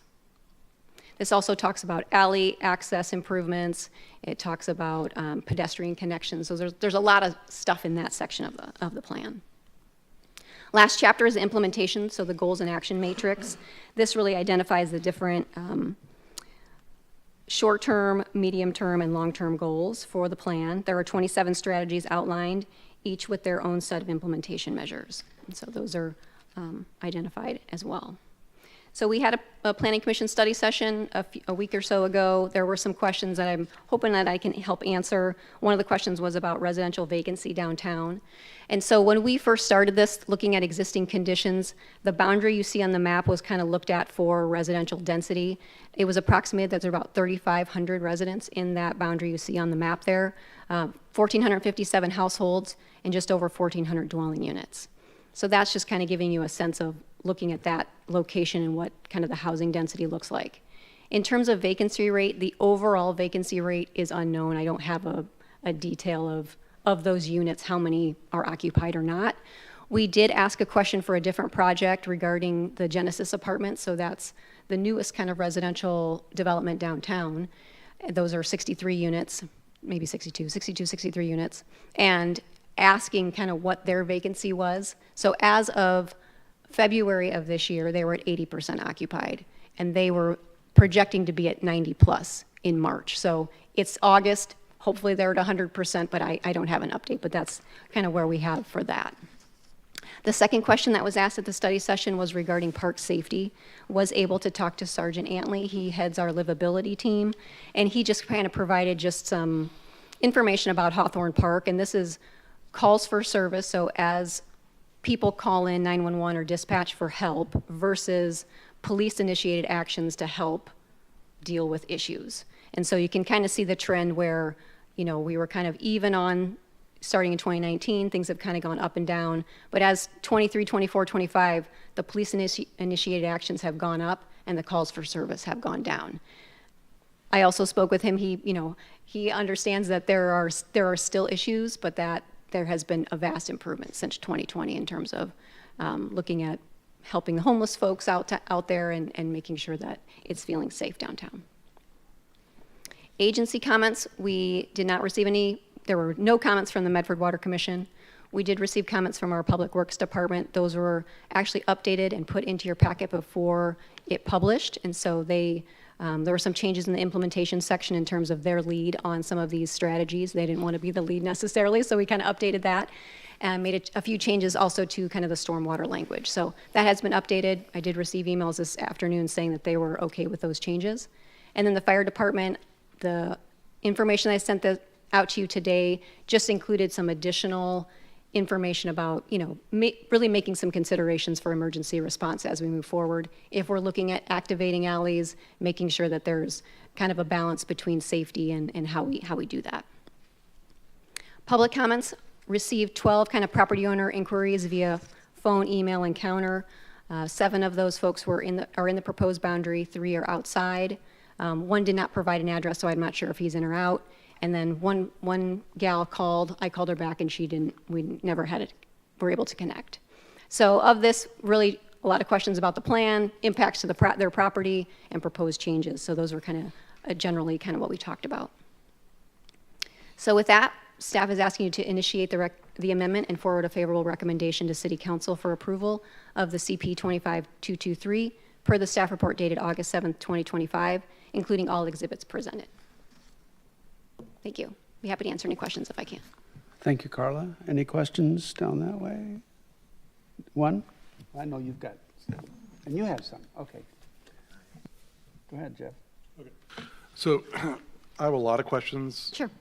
But it's based on the first question, because if based on the answer, I may have no questions.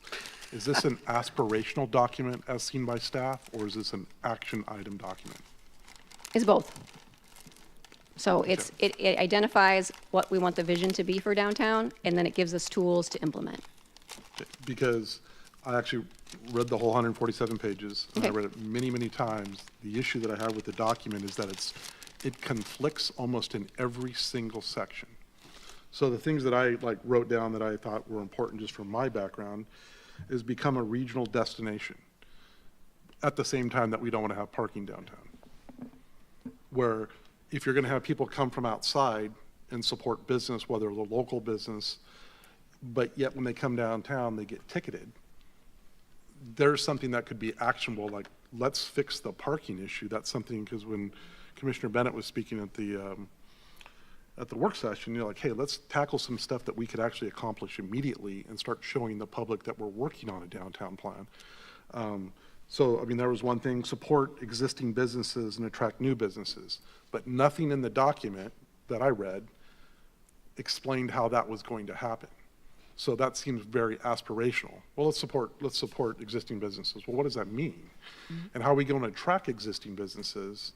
I mean, I work in an environment where I have to get sign off if I want to have certain contracts with certain vendors. Mm-hmm. Downtown where we used to be, we could no longer be there because that partner said, parking is unacceptable, you can't be there anymore.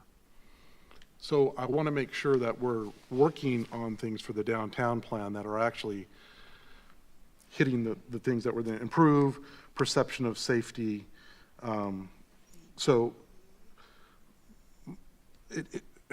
we have to address the 800 gorilla in the room, is that we have to address how we're going to improve downtown and how are we going to deal with the concerns that a lot of people that responded to the survey had about their perception of safety.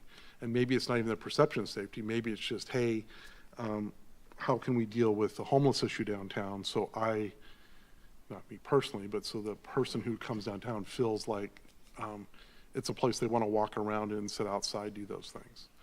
And then the last one was, I think it all ties back to, are we trying to make this our climate-friendly checkbox for downtown, use it as downtown? Because if we're doing that, then we can't really have the parking we need. Like, I thought I was going to see something where, hey, we're going to move the stalls so we can actually park head in and we can put, twice as many cars down there so we can support local businesses.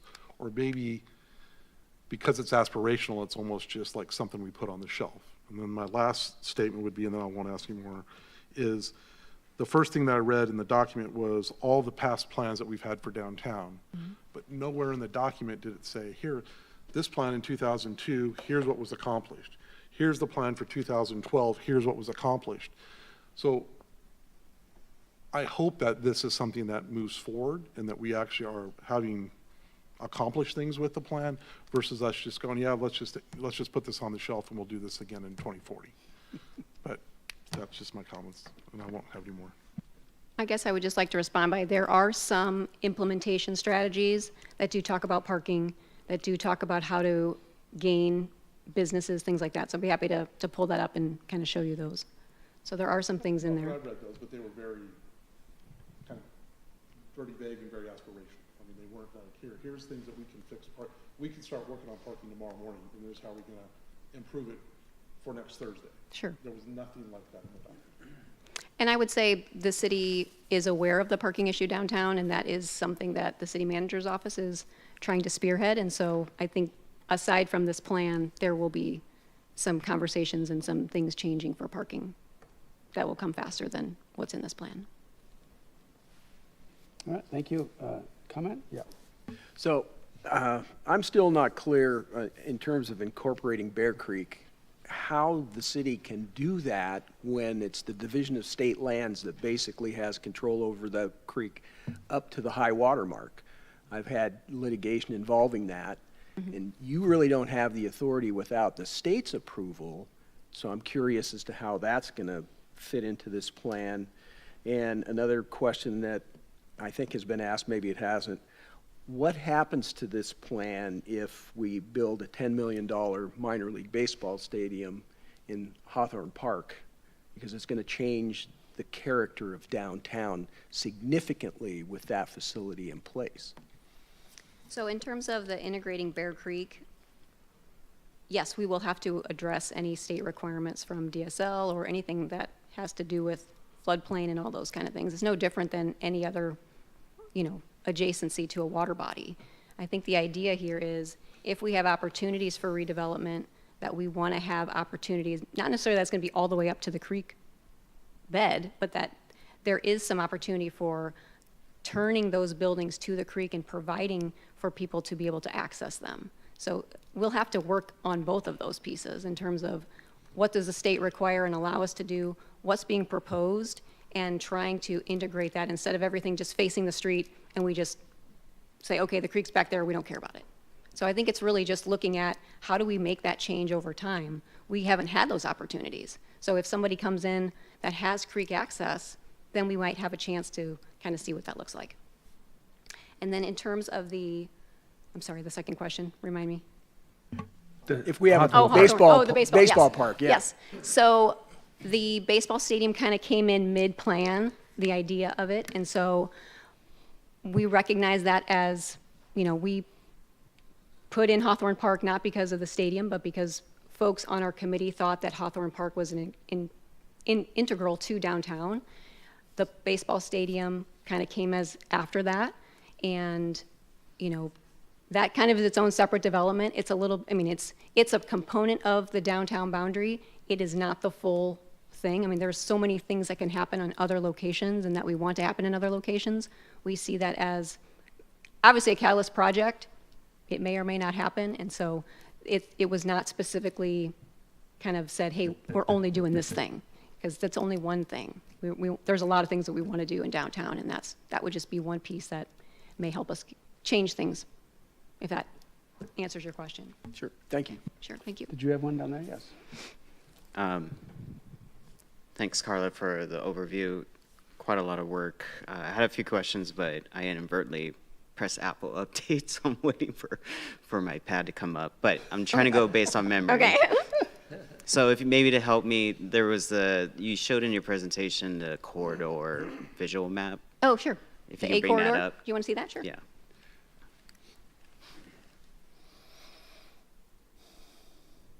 The ones that showed the different. Oh, the districts? Districts, Oh, yeah. sure. Sorry. There we go. So I was just curious because understanding that downtown overlay is going to, go through a process for updating. Part of this process, was there any consideration, because I see a lot of pop-outs on the southern portion of the district, but if you look north, Jackson Street is just very linear. And I know that from urban renewal and a lot of other city initiatives, they've done a lot for that central area between basically north heading towards Liberty Park. Mm-hmm. Was there any conversation or consideration that, if there is this intent, both aspirational and action items, to, create this downtown, was Liberty Park area considered, and if it wasn't, why? Just curious. So if I may show you a different map, but we did have a larger boundary originally that Okay. included kind of more of the commercial areas north of Jackson. So, let me pull it up, that way I can show you.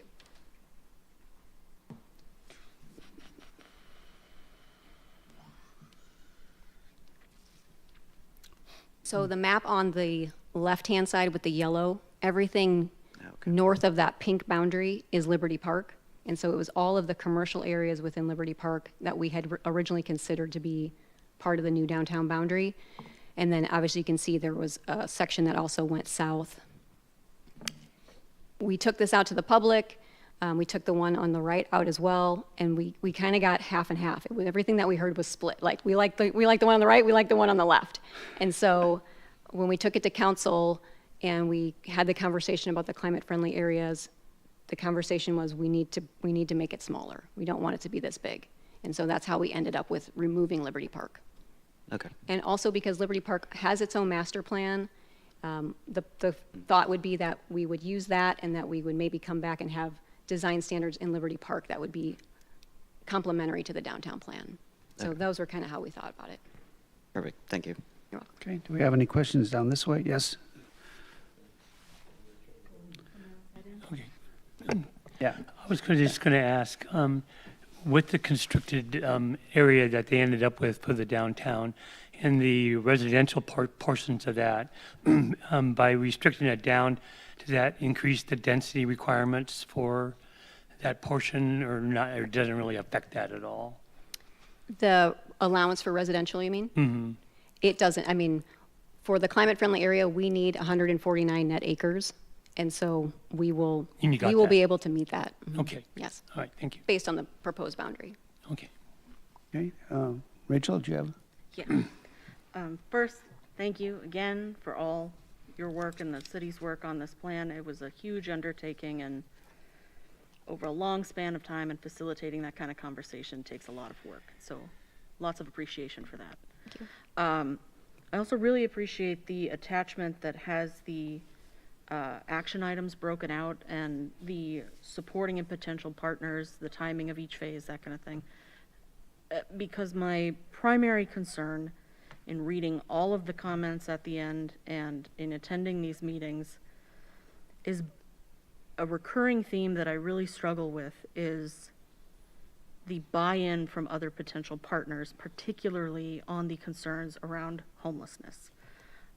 I know that we're looking to put more residential development into downtown in a variety of types and settings, and I do think that's great, but without support from like the local COC and county partners to address the issues underlying homelessness, I worry that there is too much public perception to overcome that is shrouded in this complaint of safety that sometimes boils down to, I see unhoused individuals in public spaces and I don't feel safe and I don't want to come downtown. Now, as frustrating as I feel that is, I don't know how we overcome that without actually addressing the homelessness issue. And so I hope we are feeling confident in the buy-in from supporting partners and not just undertaking it on our own as the city to resolve the issue. I know it's systemic, I know it's a policy issue, but a lot of the feedback we heard around that issue boils down to our unhoused neighbors are an infiltrating entity to be shuttled out of downtown so we, the law-abiding taxpayers, can come back and go to restaurants. I don't think that's the goal. I don't think that's the vibe we want for our city, but I worry that folks are really going to dig in and not want to come downtown without addressing that issue in concrete, measurable, sustainable ways. So all that being said, when we see these support and potential partners listed here, how confident are we feeling in those connections that this will be a large-scale blueprint that we can move forward with regionally to the success of our city? What are those conversations feeling like, if they've occurred? That's a great question. I would say that this is still pretty new, and I don't know that we've reached out to all of those partners. But I think of the folks that, the internal partners, we have those as a start, and then I think we have good relationships with people and organizations that we can start to kind of bring that out more to the community and have those conversations. So I'm hopeful. Because I have to say, the slide that shows the change over the last several years in dispatch calls to the police and the police department initiating their own interventions is startling and concerning, because it manifests this trend of criminalizing the homelessness, which we see statewide, nationwide. We're not unique, but we cannot police our way out of solving that here, and that's really going to be a huge factor in this plan. So I look forward to hearing how those concrete steps are going to manifest should we go in this direction. And I guess I just want to make sure, I only had a very brief conversation with Sergeant Antley. To me, I feel like those police-initiated actions were not necessarily all in a criminal sense, but as there are issues happening, let's go make an effort to outreach to people, because that's what our livability team does. They don't just go after the folks that are doing the bad stuff. They're actually talking to the people that also they're homeless, they have issues, they need help, and so they're going and trying to make those connections. So I don't know the breakdown between something that's criminal versus an assistance. So I guess I lean toward it being more of the assistance piece, but I don't know that for sure. Thanks. All right, thank you. You have a comment there? Yeah, I'll try to keep it brief. So so first of all, I want to say thank you. I mean, I acknowledge what my fellow commissioner here said, that it's a lot of work, obviously, that's been put into this. So I don't want my comments to seem like they're not appreciative of that, because they are. I guess the first thing I would say is that I'm not comfortable forwarding this on with a favorable recommendation to council if it's a binding document. I think there's so much in it, and I'm concerned. I'm having flashbacks to previous years or two where there was state stuff that was coming at us, and it was kind of like, well, we want you to look at this and approve it, but you don't really have a choice because it's what it is. And I feel a little bit like, even though some of this stuff is conceptual, I think it may have that same outcome if we're like, oh, you guys adopted that in the comprehensive plan, so now we're just making it more permanent. So I'm concerned about that. I'm concerned about funding. I think we use the term, we are going to do this and we want this and everything else, but as far as I can tell, the city doesn't have the money to really do any of this stuff, and so it's really things that we're asking property owners to do. So I think that needs to be brought into the fold before we put something like this out here, where, and I'm not saying we have to do it all as a city either, because, I don't know that we could ever get that level of funding, but I think there needs to be a balance so that if, this is an example that exists right at the moment, but if in fact, we are able to get the convention center / baseball stadium, the voters approve the increase to the TLT, and that actually happens, and it's a, $50 million investment by, our local tax base, really not our tax base, really visitors to our city, but that's okay, and a private investment of, 9 or 10 times that. That's a great situation for us. I mean, we're really benefiting from that. So I think we should be looking for opportunities of that nature to achieve some of these things, but there's no way we're going to be able to achieve all these things in any sort of time frame that's reasonable. And so I think we sort of need to have a pool of funds so that if and when developers that have pieces in this circumstance that see this plan, that I don't want it to be a dust collector, but I think if it's more of a guideline than a mandate, I think it might be better so that they could say, hey, well, I own this property on this spot and it's on Evergreen, and I'd really like to open Evergreen up, but I could really use some help financially to make that happen, and we could be supportive of that. To that point, I don't know where Mira 2.0 stands. I don't even know whether it will be successful or not, but I guess I would say that might be a mechanism. So all that to be said, I think I just think there's too much in this document that I think either is going to be a requirement on a property owner that I'm not sure has been fully vetted, or it is aspirational in nature that we don't have a plan to fund, among other things. So those are my concerns, and that's why I'll be voting no, at least at this juncture. Thank you. Yes. Might as well. Might as well. Nobody else is. So again, sentiments, it's a long progress to get this kind of document put together, and I appreciate that. One of the hard things that I have that I've wrestled with is that a lot of times these come before us and it's a favorable recommendation to city council or not favorable. City council is going to do what city council wants to do, and they'll have their own 2-hour hash sessions about what's in it, what's not in it, what needs to be done. Commissioner Thomas actually raised a question that I had not thought of before. Do we have metrics on the previous plans as time went on? These were our aspirations, and here were our successes, or here were our failures. That would be really good to know that if we're putting our name behind something like this, that we have hope to actually get it done. I mean, if there was a 12-year plan that had nothing accomplished on it, well, okay, where's this one going to go? I mean, what are we going to do? I also appreciate Commissioner Pulver's comments about this being a binding contract. You put it in there, somebody grabs a hold of it, and all of a sudden it's like, well, you're supposed to do this. Cough up the money and get it done. And I don't think that's prudent for the taxpayers in our city, or at least the people who are going to have to fund and support it. So it's a difficult one for me, but like I said, even if we forward a unfavorable recommendation to City Council, they've got the ultimate say. They're going to be the ones. It's not this body that actually can stop it. It's their decision.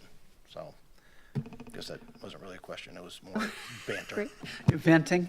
You're just venting. Okay, well, okay. We do have a discussion period at the end. I might remind everybody we're asking questions specifically. Well, it's a question, yeah. Well, my iPad went back on, so. Oh, it did? Oh, good. Oh, so you found your questions? Yeah, I did. Okay, all right. There you go.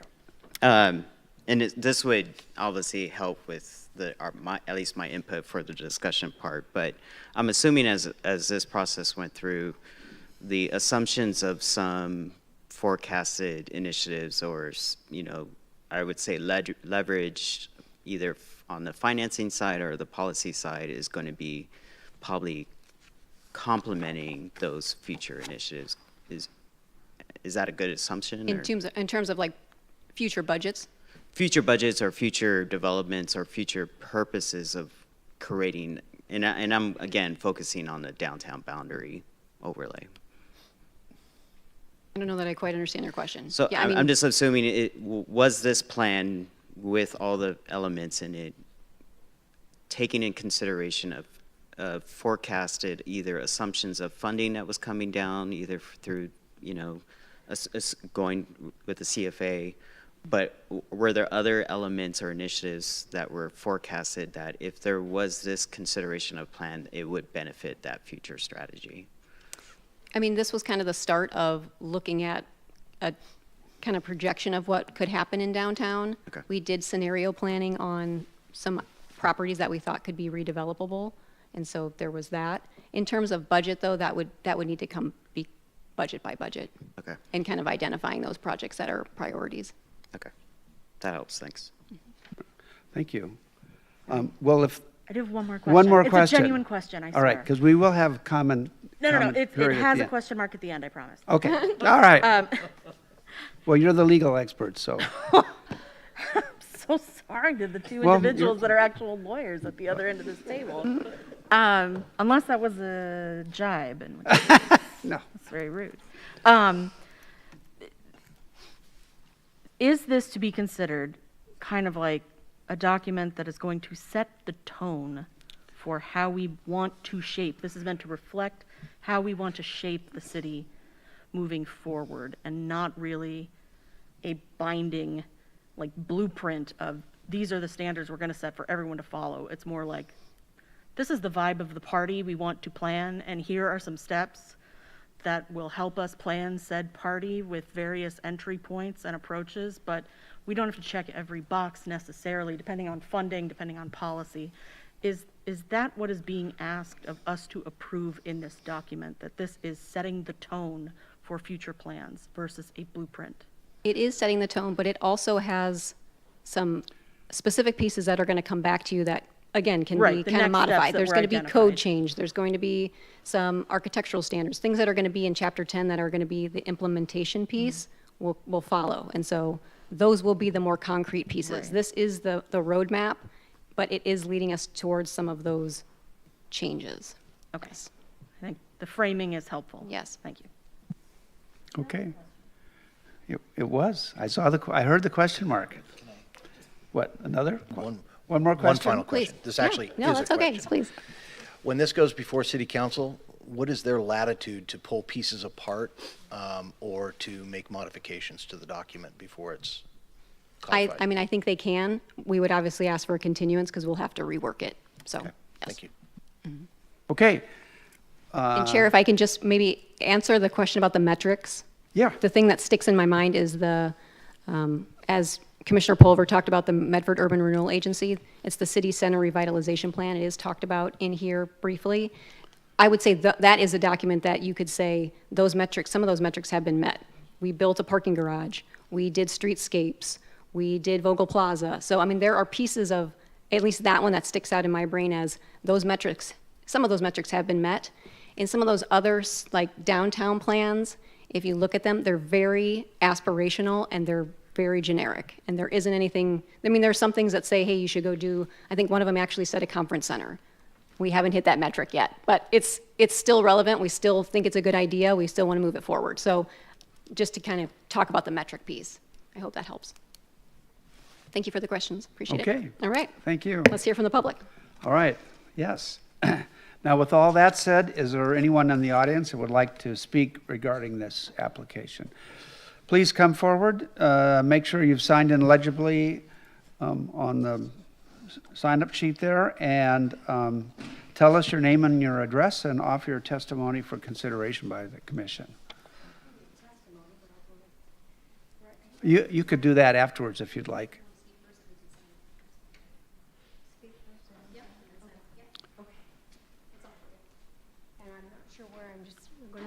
There you go. Yep. Right there. Microphone. Your name and address for the record. Okay. Iris Reagan is my name, and I'm at 4427 Dark Hollow Road in Medford. And I so appreciate what you shared. It has given me hope. I've been here my whole life. I was born and raised here, so I know how much change we needed to have, and we have progressively done that. Medford has completely changed since I was just a kid. But what I found out was when you grow up, all those places that you went to shop, like Woolworths and all those downtown places, they're now doing other things. And so what I want to happen for me, I own a building downtown. And so I've been frustrated with the fact that the people are afraid to come downtown because of things that are happening down there. I've had to clean up after just everything that you can imagine. People sleeping on my, at my building, and people breaking into my building. So thankfully, the police have been able to hear what I had to say, and they also gave me tips on what to do about being safe as an owner of a building downtown and how I can make that safe. I can actually sign a paper that says they can't trespass on my building, because before I had that signed, they wouldn't let me, they wouldn't arrest anybody. They wouldn't go in and tell people to come out of my building that were getting in there and having parties and things. And so now I know, now they're not going into my building anymore because they are going to get arrested, and they know it now because they can't trespass on my building. So people that have businesses downtown, want to know that if they have a business downtown, it's got to be successful. Otherwise, it's just like what my building's doing right now, is just being a building.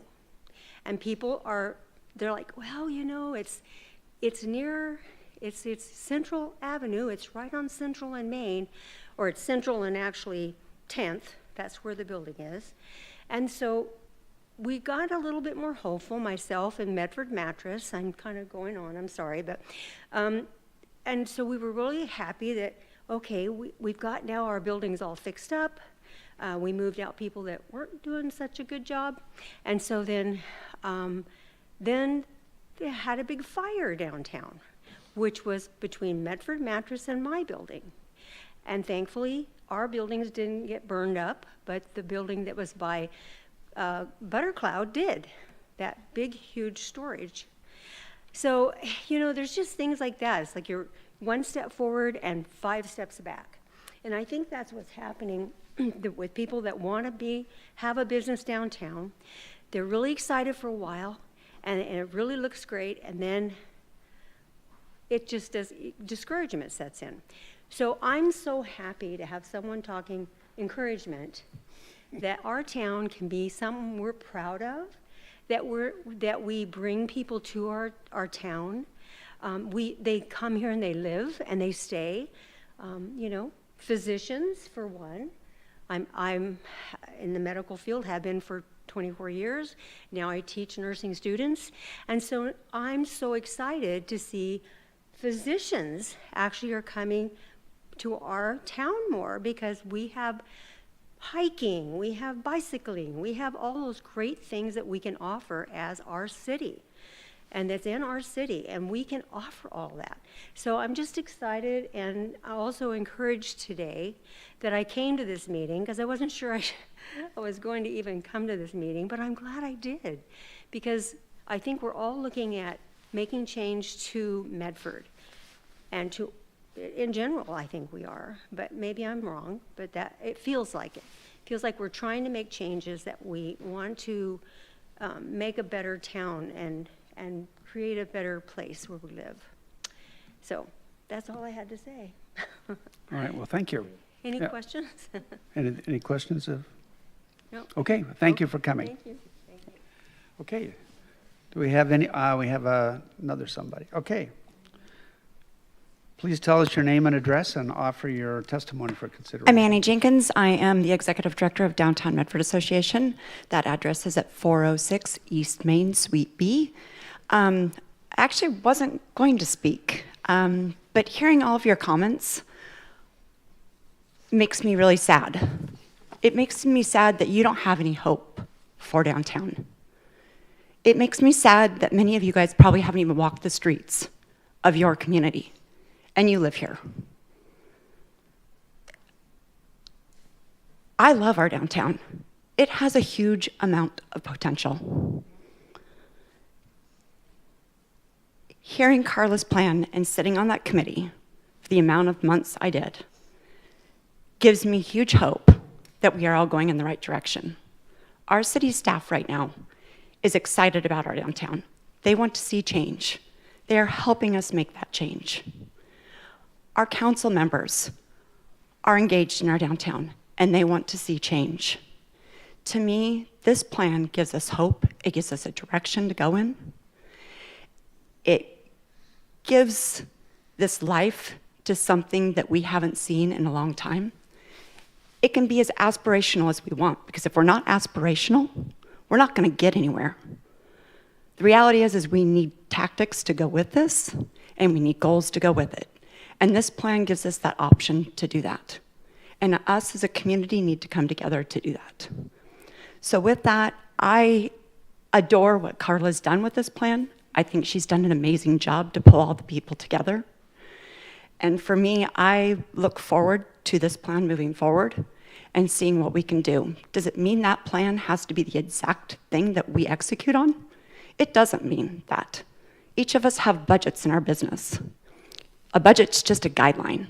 This gives us a great guideline to move forward, and it gives us hope. And so I hope you all see that in the same way that we see that, and that we can all move forward together. because that's what I would hope that we do. And any of you want a tour of downtown, I will give you a tour. We'll take an hour walk, and we will walk the streets of our downtown. And I'll tell you who owns businesses, how happy many of them are to be in those businesses, and that they want to see their downtown thrive. I was 45 minutes late to this meeting because I have a business who's extremely interested in moving to our downtown. He's doing all of his homework. He went and walked the streets today. He called me and talked. He wants to talk to one of our city council members. He wants to talk to the people to make the right business decision to move his business. So with that said, and the last thing I'll say is, last night, City Council moved forward for DMA to receive $150,000. 25,000 of that will go to a store activation program to help businesses move into vacant properties. So if that is approved on September 3rd, that program will be initiated. So with that, I would be happy to answer any questions. Thank you. Any questions? Okay, thank you so much. Okay, do we have anybody else that would like to come forward and talk? Mr. Chair, if we may have just Mr. Mayor Wheeler just put his name back on the record since he did it under public sure. comment. Yeah. Mr. Wheeler, would you mind just stating your name and address for the record just to make sure you're on this agenda item? Yes, please. Okay.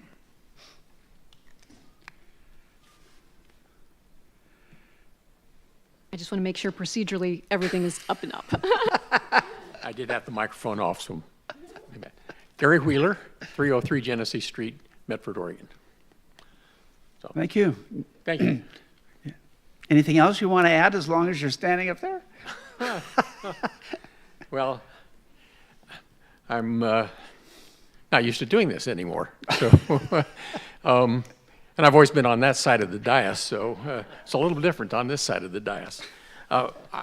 We had a lot of plans. In the 4 terms that I was mayor, I don't know whether we buried more plans than did more plans, but they're all in the same, more or less the same format. That is to take a look at what we can do with downtown, how we can make it grow, and what we can do. And I'm really appreciative of staff, of Carla and others that are really trying to pull together a good job. You know, if you don't have aspirations, you know, you're going to fail probably more than you succeed sometimes. But on the other hand, if we don't try, we don't get there. So just out of caution of not doing something because it may not work, dare to fail a little bit once in a while. I think this town is worth everything that we do, and it is really a good place. I've lived here all my life with a lot of other people too. So don't be afraid to venture out a little bit and see what happens. I think a good example of what we're doing right now is the successful of the growers market. That is huge. That's huge on Thursdays. You can't find a parking place anywhere at that point. So, so there's things that can succeed. We need to find the ones that can succeed and give them hope, and find some others that need a little push just to get there. And I think that's important sometimes. And that comes from this body and from the city council too.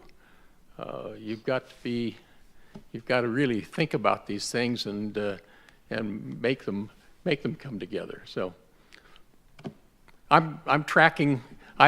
This is the first time I've actually come back, and I was just interested. You know, it's my petty little interest of where my property is on Genesee Street. So I just wanted to see what was going to happen there.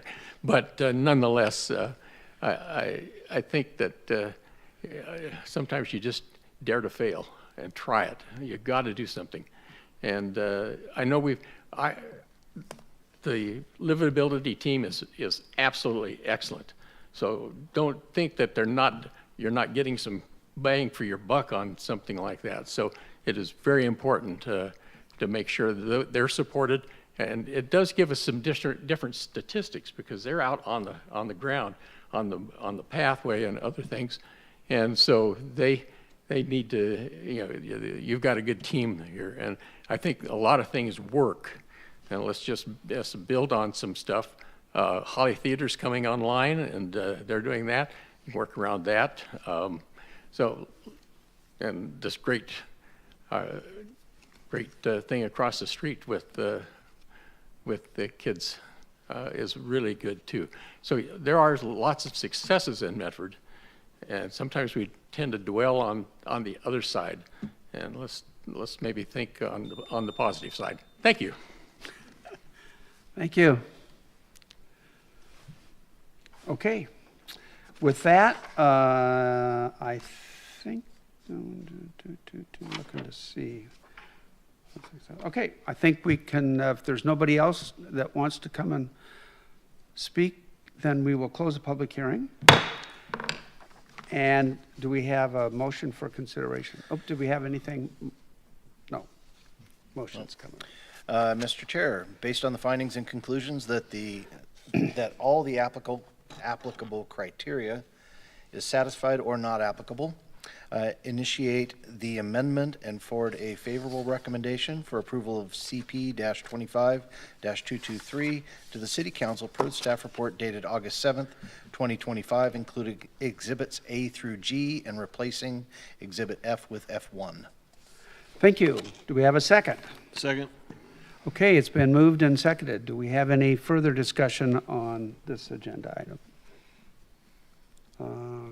So I yes. just, Oh, my sorry. only concern No, we is, had- oh, sorry. He raised his hand first, but you get to speak. Yeah, second. I'm just going to vote in favor and just make a couple comments. I appreciate the input from the audience, and again, reiterating the appreciation for our staff and all the committees that have been working on it. And it's been very helpful to hear the input. I do agree with everything that was said, and the reason why I'm in favor of this is a lot of times when there is aspirational goals, there's not a framework, and I see our role as helping with some of the policy making, and I see this as a good step as the framework so that the forms of whatever occurs in that vision, you know, that will come to be. And if we're blessed, or even more blessed not to be on here, but you know, if that happens in the next 5 to 10 years, we can see something happen. But a framework has to be established, and I think that this effort has recognized some of the failures by creating other factors to be more aligned to see things that our community wants. And so I think that is part of the reason why I'm in support of this. And I know that this is one step of many, and I hope that this is helping be a part of that catalyst. So that's it. Thank you. Go ahead, Jeff. So I'm going to support it. I do think that the document was, the work that was put in was amazing. My only concern is that I hope that City Council will read the minutes, because I would like them to put, aspirational documents are great. Certainly everybody wants aspirational documents, but if you don't have action items in there, and I think Rachel, when she said at the study session that, you know, we really need to attack small items and show the public that we're moving forward with this plan, because if we don't, this is going to be something that's just like all of these other plans that come back in 10 or 12 years. So I'll definitely vote yes, but I would really like to see the City Council maybe add some things or take some things out that makes it a document that can be more executed. Thank you. Any other, yes? Yeah, I just want to say I will be voting yes, and I think it's a very achievable document too. I don't think this is unrealistic. I think there are a lot of entry points where we can make progress in the short term, like quickly, to develop trust with the city, with the citizens of the city, to say, look, we are moving on this. We're going to take these actions and use this to springboard to the next thing and the next thing. I think it's very doable. I work downtown for a long time. I live pretty close to downtown. I feel safe there. I walk around downtown and feel pretty okay there, as much as I do anywhere else. I mean, being autistic, it's overwhelming, but it's fine. That's not the city's fault. But I really like this plan because it got so much input and so much engagement from citizens that is very difficult to get. It's tough to create sufficient avenues for input from a variety of sources. And I think this process did a really good job with that and considered a variety of interests and priorities and tried to juggle all of them and create sort of broad themes that we can organize around. I think it's done a really good job of that, and I hope we can implement it sooner rather than later. So again, well done, and thank you for doing this. Thank you. Yes, sir. I do appreciate all of the hard work that went into this, but when I skim through it and I hear things like there's 27 separate strategies in here with sub-strategies, we have aspirational and action items in one document, I think it's inappropriate to lump those two kinds of things together. That's too many things to be tackling at once. I share Commissioner Pulver's concerns about how are we going to fund all of this? Because I can see, as someone who owns a business downtown, and I'm down there every day, I know where they're coming, where the money's they're going to ask it to come from the property owners because the city just does not have the money to do this. I think there are certainly good things about it, but I think as a whole, it's overreaching, so I'm going to be a no vote. Okay, thank you. Yes. You want to be the closer, I assume?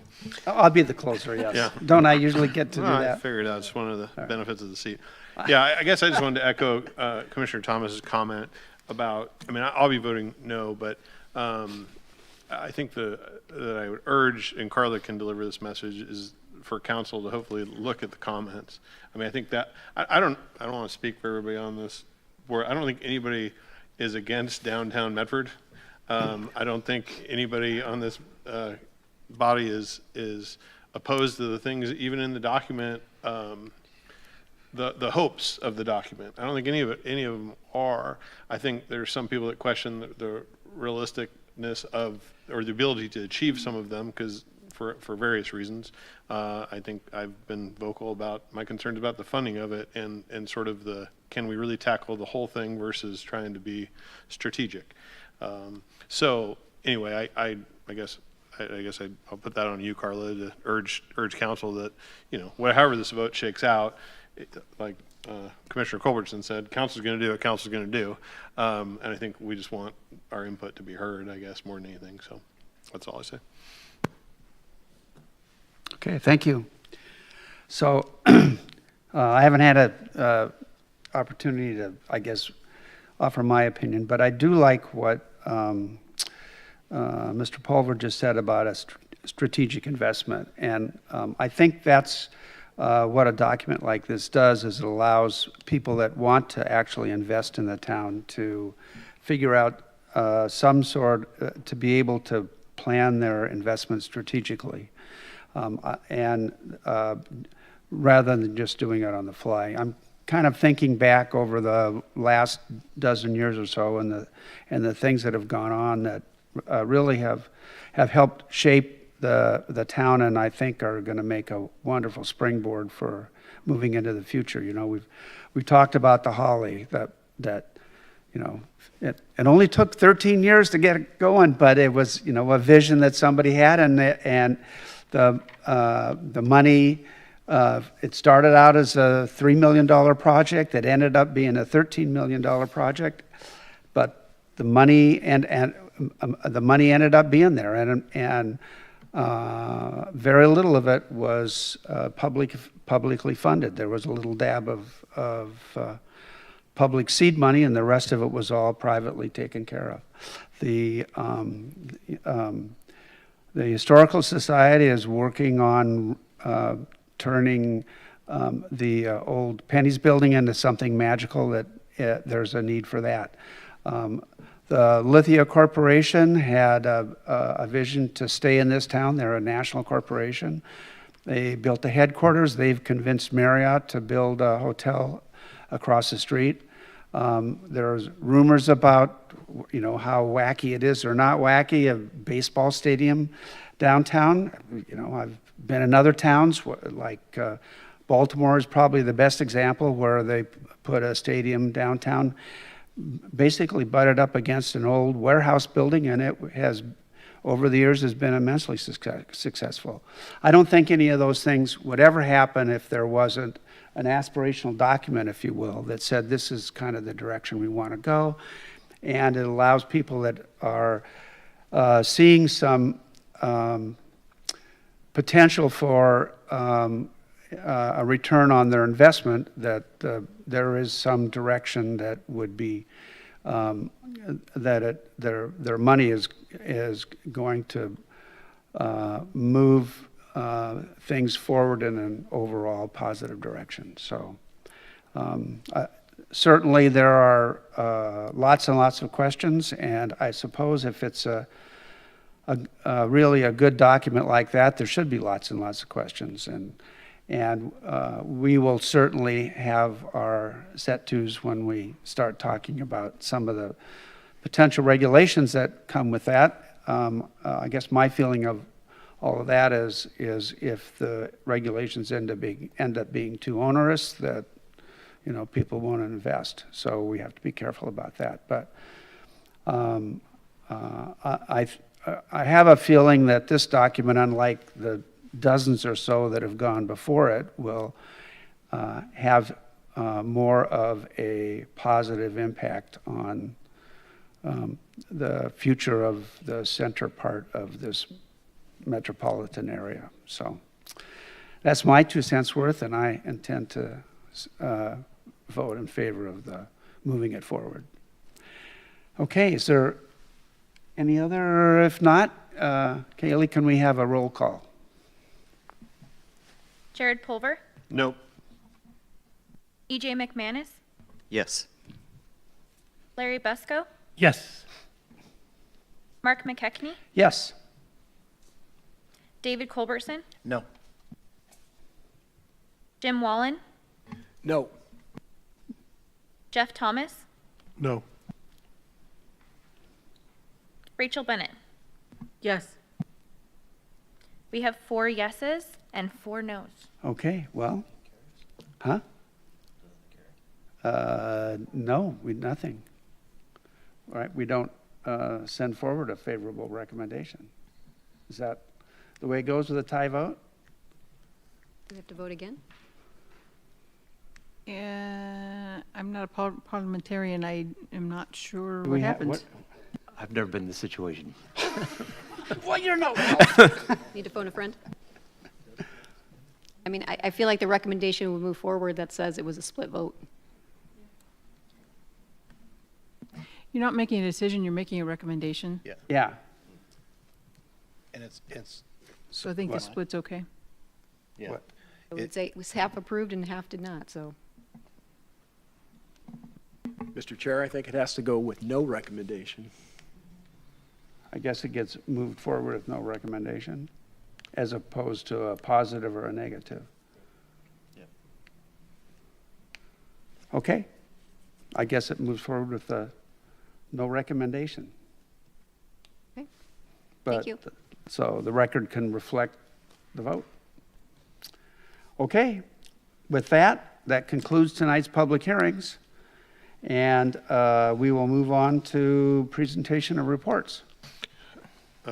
Transportation Commission hasn't met since our last meeting. Okay. Site Plan and Architectural Commission, Mr. Thomas. Thank you, Chair. So the first thing that was on the agenda last time was they're going to build a new 7-Eleven with a fuel station. The issue was about access, and it was moved forward with the caveat that they had to work with staff on the access between how that was going to work. Where's it located? So it's going to be kind of just basically where it is now, isn't it kind of, Kelly? Like it's on Crater Lake Highway and Crater Lake Avenue. So it's just a little bit further down than where that 7-Eleven is on Delta Waters is my understanding. Yes, it's at Coker, it's just north of Coker Butte. So it's going to be further down than where it is now. Coker Butte and Delta Waters? Or Coker Butte and... Coker Butte and Crater Lake Avenue. Way Yeah, up north. right, Okay. right, just south of the Skyview subdivision that y'all have seen a couple different times. It's across Crater Lake Avenue from that. I can pull up a map if you like. And the one thing she may be able to more elaborate on is where the access issues, the way it was moved forward was they had to work with staff on correcting those before it could move forward, is my understanding. And then the second one we did was just taking an existing building and being able to modify the building as far as its roof line to be able to use it for what they wanted to use it for. That was a simple one. Everybody thought that made a lot of sense. Then the last thing was what we talked about at the study session was whether SPAC should go down to 2, how we're going to get the number down to 7, and whether or not SPAC should be eliminated. My input wasn't we should do one or the other. My input was just trying to be honest that if you had a liaison from the Planning Commission, my concern would be, and maybe I was just speaking for myself, that I wouldn't be as invested to making sure I read the whole packet, understood what was going on with it. And so my concern was if you eliminate the liaison position, maybe don't even have it. Don't worry about it, just don't have it. I think most of the commission felt that it was important. The other issue is, if council and staff felt like they should eliminate SPAC, they should just do it, rip off the Band-Aid, don't prolong it and keep cutting down members, which I kind of agreed with. There was somebody that was in the audience that spoke that I thought was pretty good. They came from a different perspective. Their perspective was that the more things you eliminate to have public input on, it becomes, you have to file an appeal before you can actually go speak in front of a commission or in front of a council. And I thought that input was pretty valuable because I didn't think about it that way, because their concern was they came from a place where almost everything was done internally at the departments, and then so it was an expensive and lengthy process to be able to get an appeal in front of a commission. I still think there's ways around that to where you don't have to make that as difficult, but some of the stuff that we do now, where it's the public has input, but it's just written input, they can't speak in front of anybody, I do think that can become scary. I mean, like the conversation we had tonight, not everybody agreed, but there was public that got to speak. People got to hear different opinions, and I think that's important to a community, so that was it.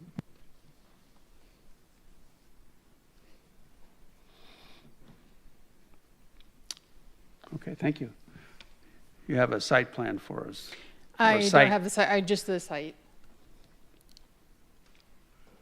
Oh, let me turn on another layer here so you can see the streets we're on here. And if I may, the issue was actually pedestrian access and not vehicular access. Because we recognize that there are going to be several hundred units in MD2B to the north. And so that was really staff's concern, and that was why we brought up the issue. So it's this parcel, and you'll recall that this area is the Skyview. So right now we have, I think we did 73 units in phase 1 and 2, and there's 38, I think, in the third phase. So we already have, over 100 units. And then the whole MD2, I think it was, I want to say it was like 650 or 700 units. I don't recall the exact number, but it's quite a few units that are required there. So the idea was to be able to have little Johnny be able to walk across the street and, not get plastered going down the driveway. Well, if he makes it across Crater Lake Avenue. Poor little Johnny. We care about our kids. You got to figure there's a 7-Eleven there. There's going to be lots of people walking across to get there. There are. So I thought that was valid, so that they need to change that. Okay. All right. So you ready for my regular report, Mr. Chair? We certainly are. All right. I've spoken a number of times today. I have not introduced myself. I am Kelly Aiken with your planning department. So we do have a study session scheduled for August 25th. We're going to talk about the economic opportunity analysis, which is also an element of our comprehensive plan, updating that document. And then we're going to talk about a transportation facility for Edward Street, reaching from Riverside west to Niantic. So it'll go on the north side of Kids Unlimited. Yes, Kids Unlimited, across Hearts with a Mission up to that next block. So we'll finish off, Kids Unlimited constructed the street improvements, curb gutter sidewalk on the south side of Edwards. We're going to finish the north side because there's no curb gutter sidewalk on the north side of Edwards in that reach. So that's what we're up to. So you're going to be hearing that study session. We do have business for your next 2 meetings scheduled. So that's August the 28th and September the 11th. Last week at City Council, they approved the street vacation for 3rd and Apple that y'all had recommended to them. So that work is completed. And then they did adopt the code amendment consolidating the Community Services Development Commission with the Housing Advisory Commission. So now we have the HCDC, which I don't know about you, but I have that AC/DC song running in my head. They need a theme song. Anyways, that was done last week. Up next week at council, should be super short. We have a vacation continuation, the one you heard tonight for the Belknap Street. And then they're going to we're asking them to initiate an annexation on Thomas Ed Stewart. The only other thing that may be of interest to you, we did have a historic meeting this month for our Landmarks and Historic Preservation Commission, and they approved removal of an awning. It's the building, it's 123, I think, South Riverside. It's just south of 8th Street.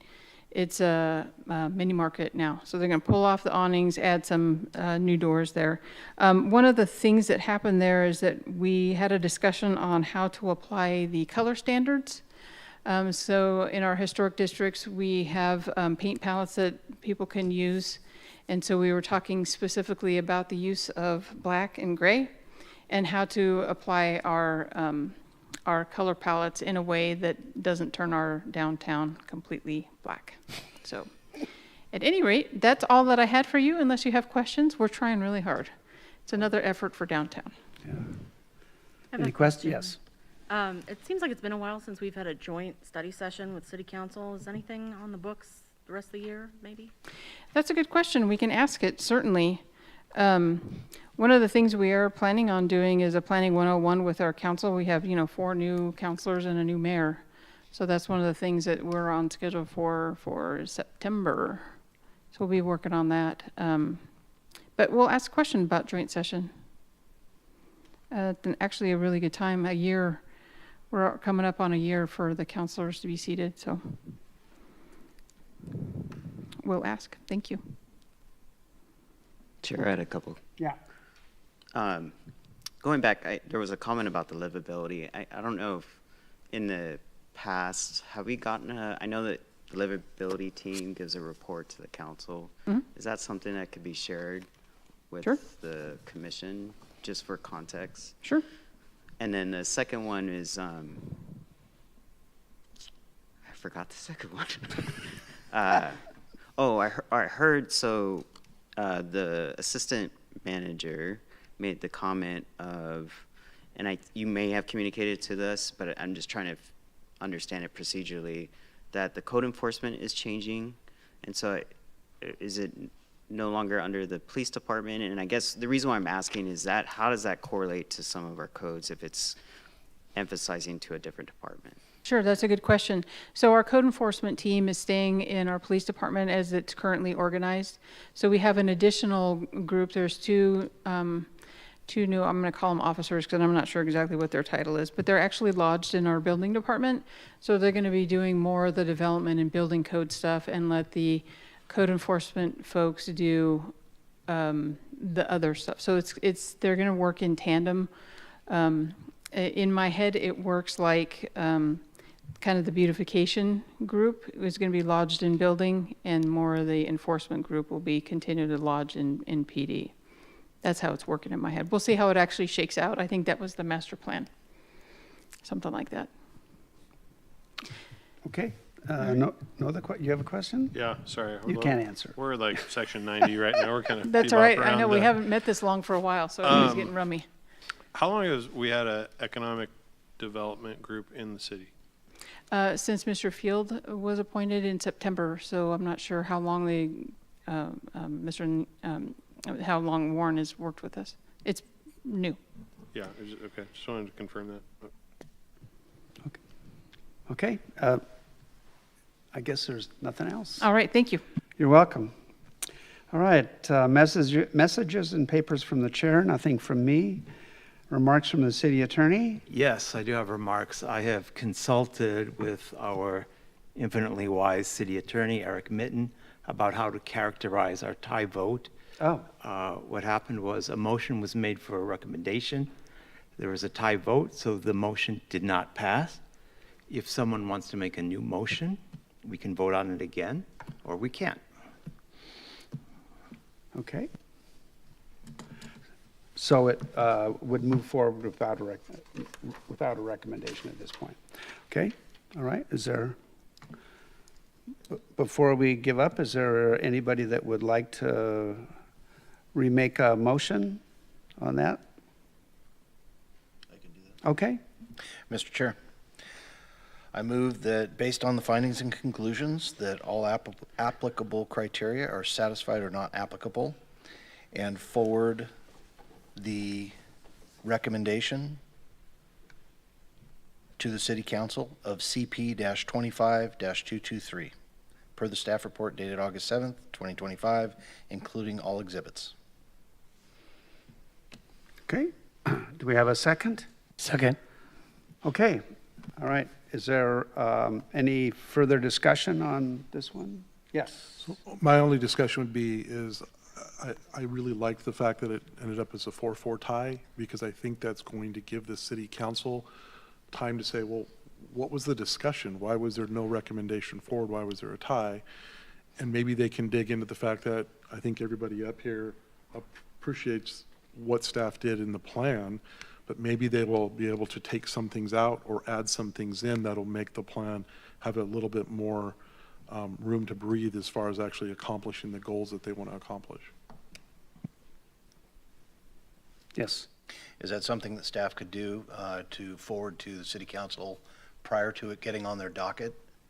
So it'd give them ample time to listen to our discussion on that. I think we can check. Yeah, I mean, the minutes usually get done in a week Yeah, or and so. I know most we of could the forward City them. Council will listen to Sure. anything that's coming to them out of this body. They usually listen to our discussion. Yeah, because the hearing is September 3rd, so it's coming quick. So is that a motion or a ask that we send it, the minutes, earlier?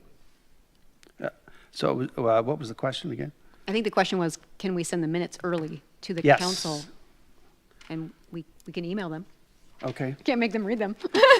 Well, that's true, you can't do that. Okay. Well, we still have a motion on the floor, so should we, yes. Sorry, and maybe because we're on section 91, but was the motion a no recommendation? Was that? No recommendation? No recommendation. Okay, okay. With no recommendation Yeah, moving that was forward it, to okay. council. And I think right now we're waiting for the new motion to be seconded. No, it was seconded. Oh, excuse me. Yes. Okay, so just to recap, it's to forward it without recommendation. Jared Pulver,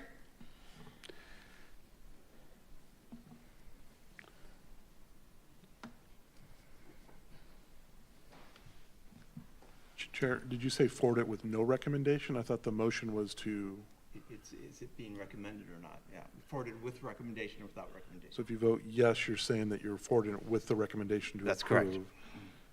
Correct? Yes, sir. Okay. Yeah. No. Should we clear that up? So it's, make it clear. Yeah, to me, what I understand we were saying before was that it was essentially a neutral vote. So you weren't saying yes, you weren't saying no. Yeah. Or in fact, if it's a tie, you're saying no. Okay, and we are specifically this time forwarding it without a favorable or an unfavorable recommendation. Just simply moving the application to City Council with no No recommendation. recommendation. No positive, no negative recommendation. I just want to be, so explain to me, if you vote yes, what are you saying? You're That it's sending it moving without a forward recommendation. To the City Council without a recommendation. If you say yes. Correct. Okay, but I'm not sure Jared knew that. Well, my question is, wasn't isn't that what's going to happen anyway? Yes. So why are we doing that? I guess so anyway, if we're going to vote, I'm going to vote no. EJ McManus, I'm going to repeat Pulver. If we have to vote, I'm going to say no.